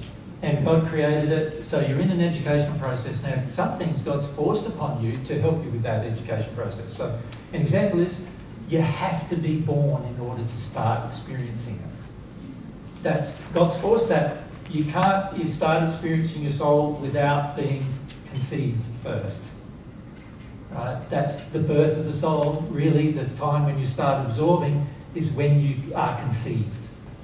That's the beginning of your birth, you can say, of your soul, in the sense the soul's been created, but it's born into experience at that point. In the spirit world, we call that individualization. That has to happen. Every one of you have been forced into it. Every person in the future will be forced into it. Right? And whether you died 2 days after conception, or when you were 90, or in some cases, there are people who've lived to 900 years on this earth. When you're 900, you've individualized either way. Right? Another thing God's put into you is things like how to absorb experience. And a lot of this is, He's put in senses where you can feel getting touched, for example. You can see things, you can hear things, you can see. These are all influences upon you that God designed so that you would learn. So God designed you with these apparatus. You could say the physical body is a big part of that apparatus, but also the parts of the body are also part of that apparatus. And God designed them so you learn how to use them instinctually.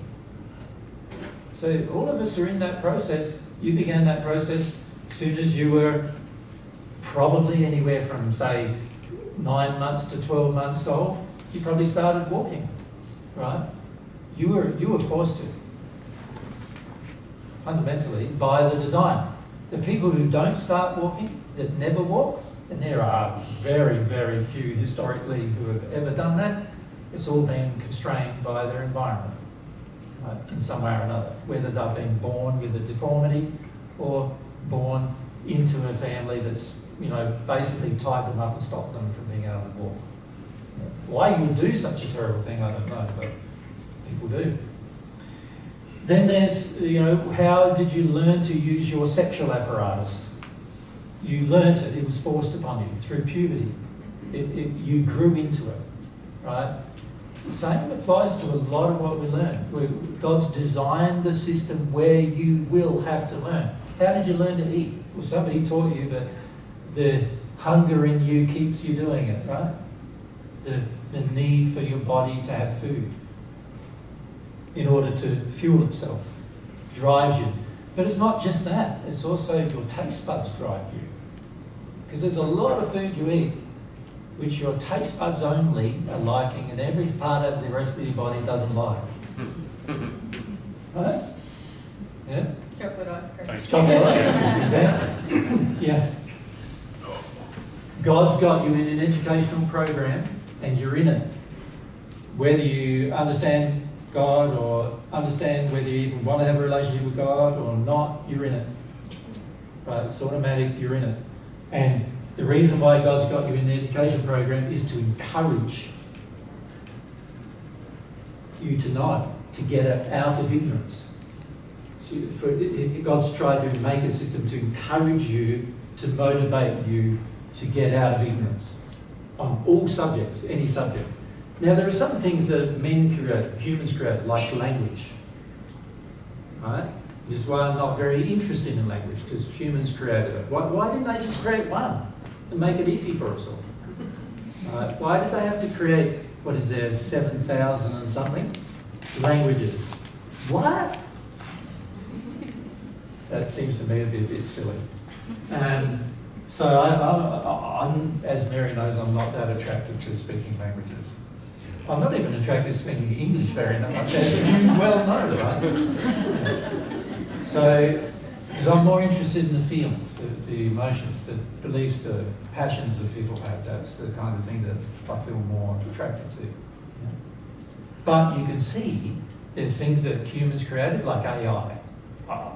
Like, I've done tech since I was 16. And by the way, that was now, let me work it out, what am I, 62, 16, what's that? It's 40 something, 48 years, 46 years, 46 years. I've done tech.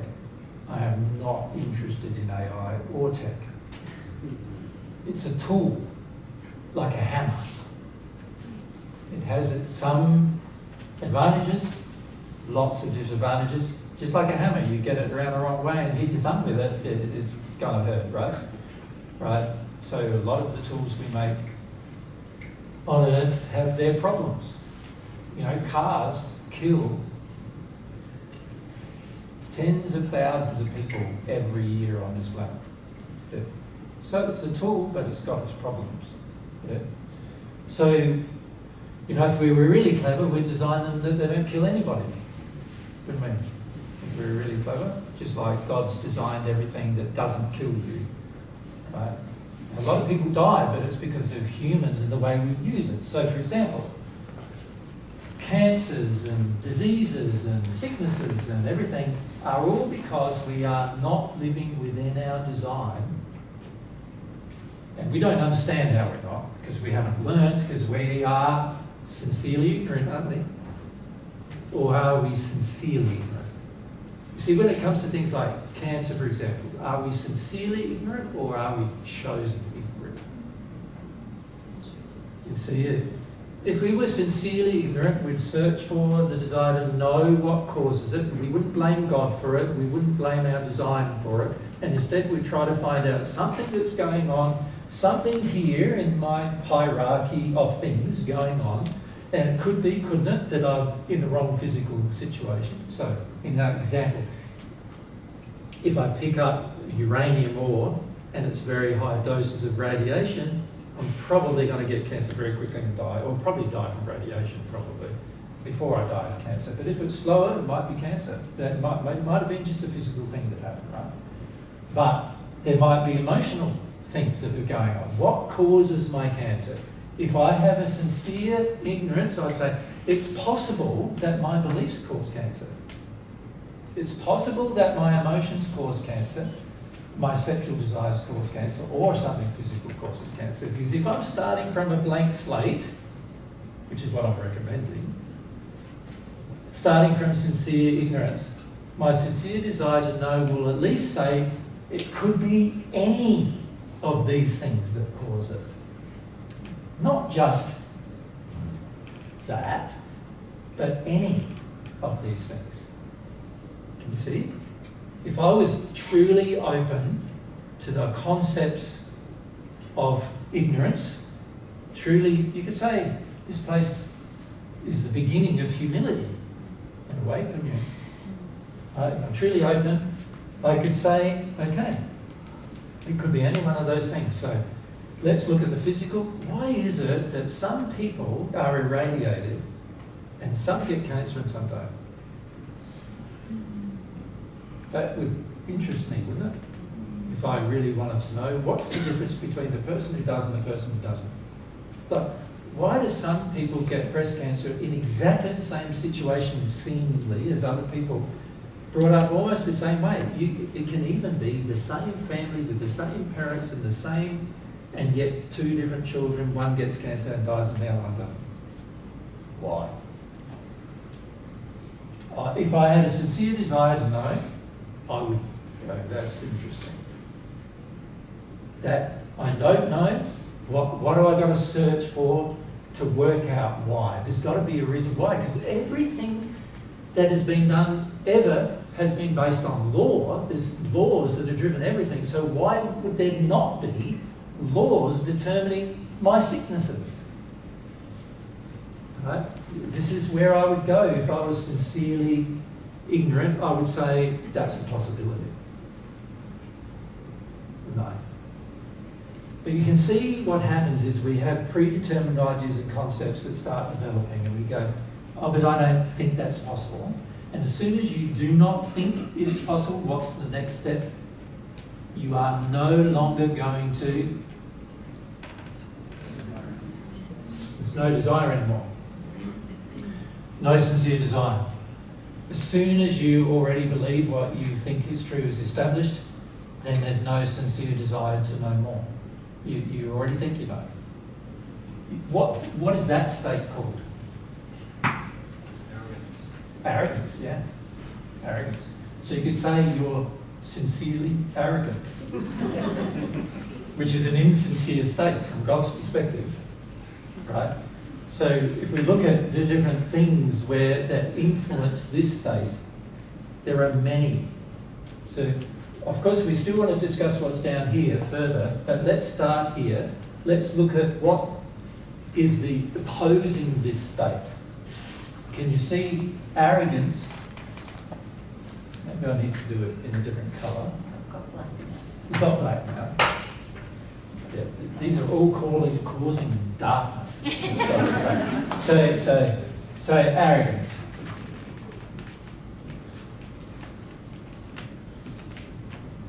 Right, so arrogance. I'm basically saying I already know.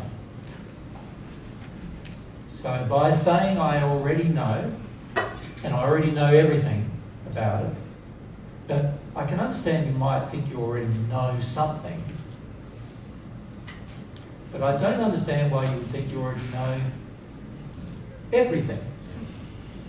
Because at the end of the day, only God knows everything, being the infinite creator, and I will never know everything. Right? No matter how much knowledge I've obtained, no matter how much seeking I've done, I can never know everything because I'm not God. Right? So why you would ever want arrogance, I got no idea. It's such a limiting thing. When I say I've got no idea, there's emotional reasons why you might want it. What are the emotional reasons? Can you see? I might want it because it gives me an illusion that I want to live by. I might want arrogance because it helps me avoid things. It helps me avoid feelings. So I might want it for that reason. It helps me avoid that I don't know, for example. And therefore, or it could help me avoid taking action. So I don't want to take action. So if I already think I know, then I won't have a sincere desire to know and I won't act upon it. And so therefore I won't take action. So arrogance helps me not take action. It helps me go, you let off the hook now because you already know. You let off the hook for discovery, the effort that you need to put in for discovery. Right?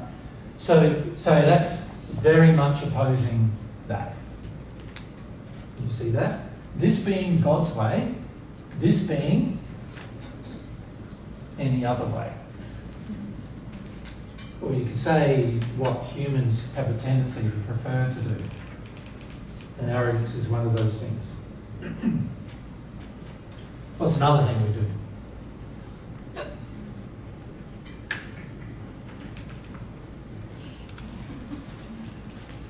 What do you do to ignore, to avoid this state? Sincere ignorance is the question. Maybe go to Olga. There you go, Olga. Keep your hand up on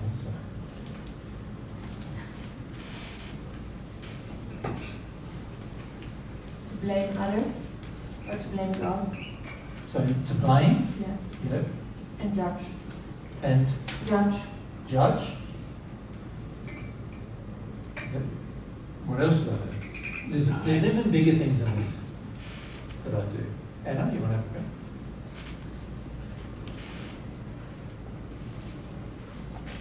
Admit defeat, so say it's almost impossible. So you could say Cynical, maybe? cynical, sure, Yeah. but there's other things. Side behind you. Deny. Denial, huge. Just denial. Arrogance is telling yourself you're not ignorant. Denial is saying there's no need. You can stay ignorant. There's no point to doing anything else. Just stay ignorant. Why would I do that? Because I do not wish to. So in other words, I want to have inaction. I don't want to act. See this happening all the time nowadays, right? Where a person says a whole heap of things, they come up with great ideas, they don't ever act upon any of them. Right? Why? Because they like the place of inaction. Why? Because it seemingly keeps you safe from attack, or so we've got to list some other things, don't we? Fear, avoidance. Fear is an interesting one, right? A lot of people feel their fear is justified. It's not. There's no fear justified. Even the fear of death is not justified. Even the fear of pain and suffering is not justified. Pain and suffering is a feedback mechanism created by the fact that you're denying a law. So it's good to know when you're in pain and suffering so you can correct it. Right? Staying in pain and suffering is not justified either. So people often avoid because of pain. So that thing's going to make me feel this pain, so I'm not going to do that thing. I'm not going to find out the truth about that thing, like has your wife or husband cheated on you. I'm not going to find out the truth about that thing because it's too painful to know, because if once I know, then I'll have to make different decisions. I don't really want to make those different decisions, so I'll just avoid knowing that. Even though there's a suspicion, just avoid it. Right? Avoidance is not sincere ignorance and then a desire to know.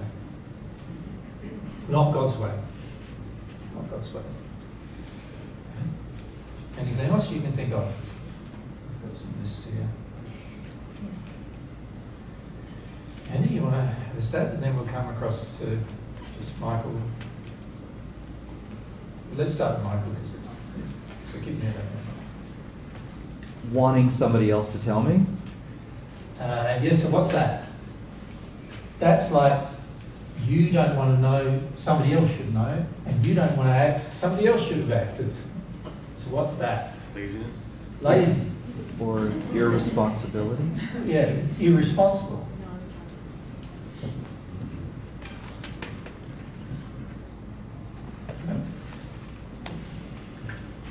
Ready?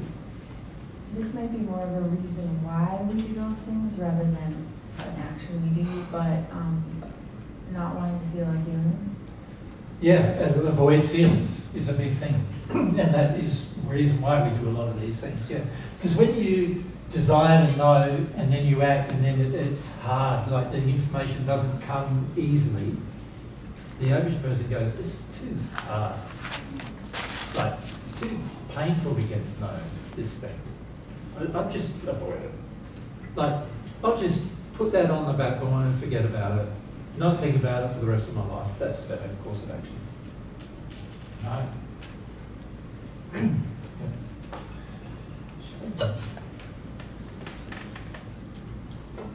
Distraction, like I go on social media or something, should do it. Yeah. Distraction. Yeah. What does distraction give you? Just hold them on. I get to procrastinate or just not deal with it for like till I'm ready or something.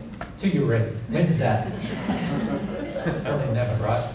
It's like Sometimes. there's this tension of a problem in my life. I can feel something's not right, or I don't know something, or I've got an inkling of that. Oh, I don't want to know, so I'm just distracted. Yeah. Or I've got something to do, I've got something else to do, I can't deal with it Probably right now. possibly. I've got something else to do, I can't deal with it right now, or I don't want Yeah, to but really. even all that is, I can't deal with it right now. Isn't that really? Justification.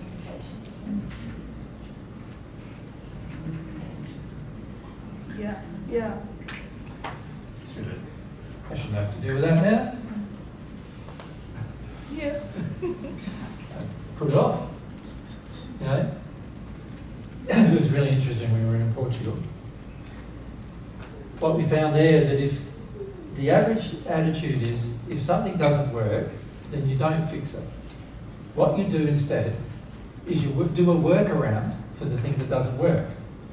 And then if that workaround doesn't work, then you get another workaround to work around the workaround that didn't work. And then if that workaround of the workaround didn't work, then you just give up. But you don't actually fix the problem because the problem is too hard. to fix. That's anger. Not wanting to put in the effort. Yep, avoidance of effort. Laziness is what it is. Okay, Si? I would say this is a big one for me. Doubt. Doubt, yes. Doubt, huge. What does doubt give you?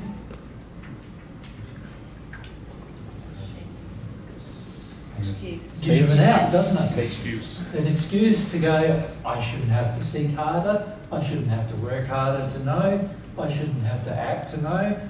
You know, the best thing to do is just, I doubt this, doubt that. You get to a point where you can doubt everything. Right? And it is a great way of avoiding any action and any pain and suffering. But to be frank, the people who enter the spirit world in a state of doubt have years and years and years of time that they spend trying to overcome it. Yeah, very damaging doubt to your life, you know. God designed you to know. He designed you to want to know. He designed you to be satisfied when you know. Right? The beauty of giving you an infinite, potentially infinite life is that there'll be a whole heap of things you always want to know that you don't know yet. And that's going to drive you throughout your entire life. Imagine how boring your life would be once you got to the point where you knew everything, right? And you were a limited human. Like, it'll be great for God because He can go and create some new things. But for humans, when we're limited, that's tough, right? So God created us with a desire to know and then gave us an infinite amount of things to know, which is going to keep you moving forward, keep you progressing, keep you driving forward to more and more happiness as a result. Yeah. Hannah? I think quite a lot of people say they're incapable of doing something. Yeah, but what's incapable mean? It feels like a bit of an excuse, but it's an act, it's a reason to not even try to learn and to know it. Isn't it avoidance of the feeling that you're worthless? Right, it's just a feeling, it's not.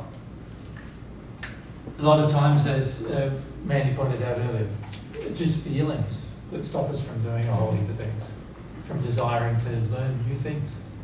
Just feelings. Have any of you tried to play the guitar but failed? Yeah? Okay. Why? But there's other people, who of you have tried to play the guitar and succeeded?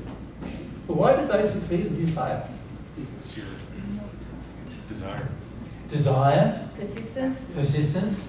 And also fundamentally a belief that you're worthy of this joy that will drive you into learning. Now, it might not come naturally, but how many of you wanted it to be easy? All the people who also notice, all the people who didn't learn it, all generally wanted it to be easy. The people who did learn it know that it took, obviously if it began in childhood, it would be easier, but if it began in adult life, it takes time, energy, effort that we're not prepared to put into it. And that's why it didn't happen. Fundamentally, it's because our desire was not sincere. That's why it happened the way it did. Of course, there's this whole other thing that we do when we decide, I'm not going to seek to know something, I'm going to seek to get something else instead. So I want to get approval, What do I want? accolades,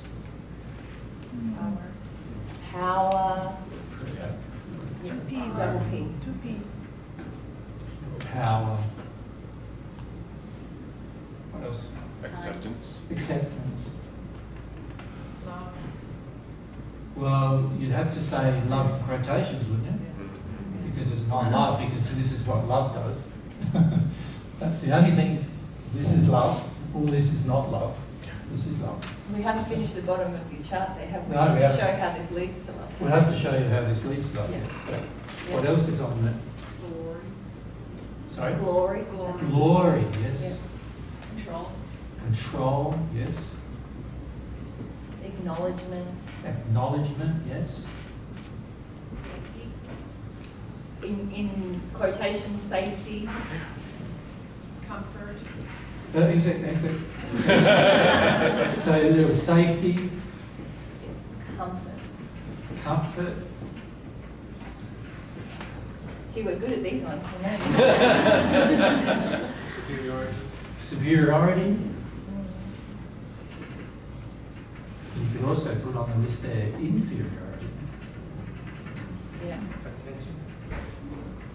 What's that? Attention. Attention, yes.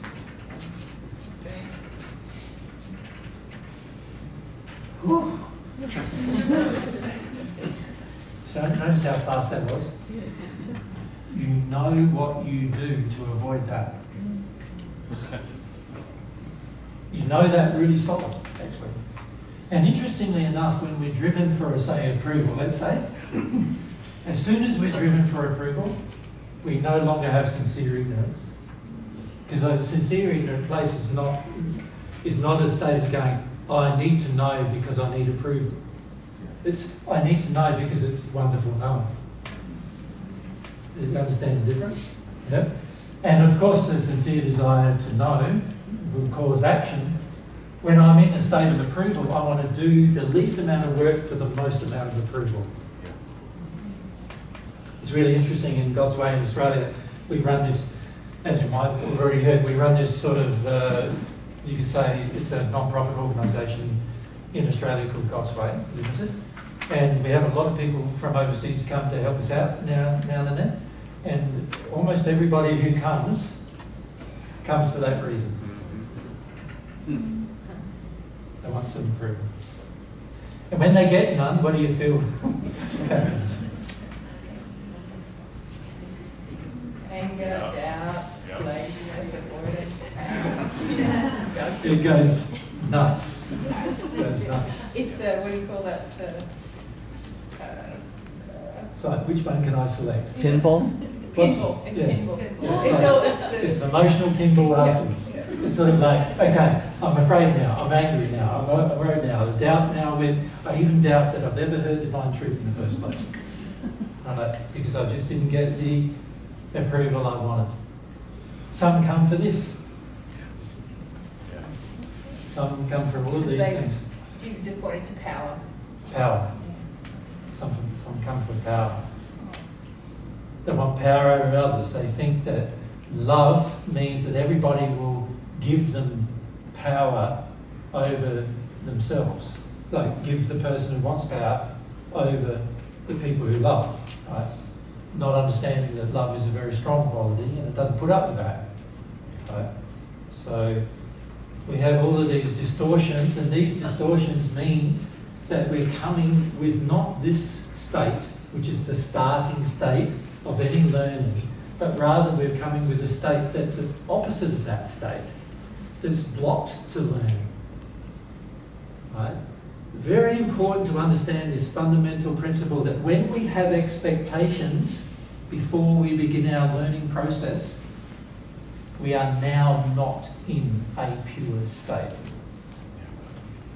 We are not in a state of sincere ignorance anymore. Right?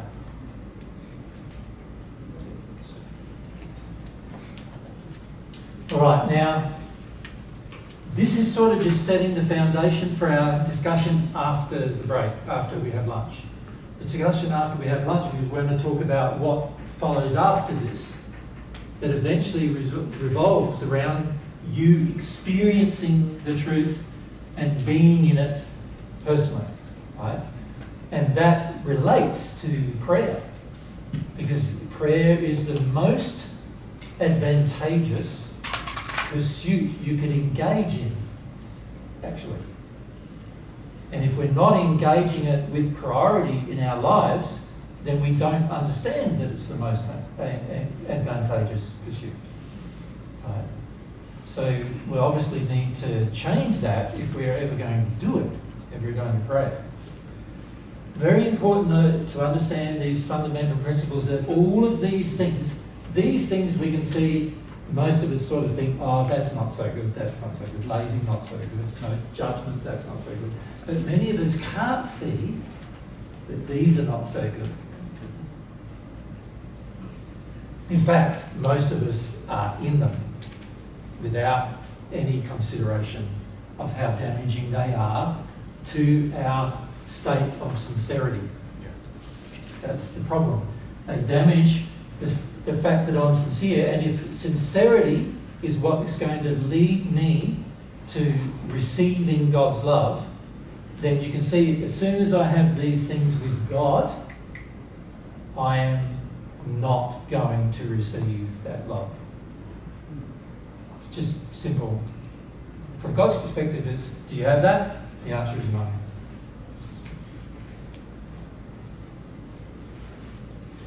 Interestingly, with our parents, can you see the contrast? If you have that, what do parents go? Great. My child needs my acceptance. My child needs to either let me control them or they're looking for control. My child wants glory. Isn't that great? I'm going to help them do the thing that leads them to glory. You know, so they're the best football player, the best basketball player, the best sportsman, the best this, the best that, the best musician, whatever. Right? And if a child feels superior to every other child, that's great. But not superior to me, that's bad. If he feels superior to me, he's not going to listen to me as a parent. But if he feels superior to every other child, that's great. He is, because he's my child.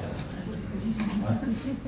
So you can see how much the parents drive these choices, which are just as sinful and often cause more pain and suffering than these choices. Yeah. Right? And it's very important to understand the relationship. So what we'll do after the break, we'll have a break now for, what's the time now? It's about 20 past or something? 20 past 1, so Yeah. we come back at 10 to 2. 10 to 2. We'll have lunch and we'll try to finish the discussion. And then, can I just say before you leave, is then what I'm going to do tomorrow is going to be one of the most confronting days of your life tomorrow. Because I'm going to put all of that into your life. In terms of what you heard from us last year and what you did about it. Make sense? There's not much point in us keep on coming back to a group of people who hear something and don't do anything about it. You follow? All right, now, before you go, a couple of housekeeping. One, is everybody cold? Because I will turn it up. Cold? Yep. We'll turn it up. Okay. And second, I forgot to mention at the beginning, Jesus just brought up God's Way, which is the not-for-profit that we are founding members of. There's actually a display at the back of the room if you would like to see some of the projects or see some pretty pickies about what's going on in Australia at the moment. So, yeah, feel free to do that after your lunch or before, whatever. Yeah. And, do we even have a box? We have a donation box as well if you'd like to make a contribution to that. Can you just turn on the light at the back there? It's the left-hand one, so everyone, yes. I should say the donations in the donation box, they come to Divine Truth, and that would be used to fund our future travel and more books to people. So, just so you know what that is. Yeah. Thanks, guys. Thank you very much.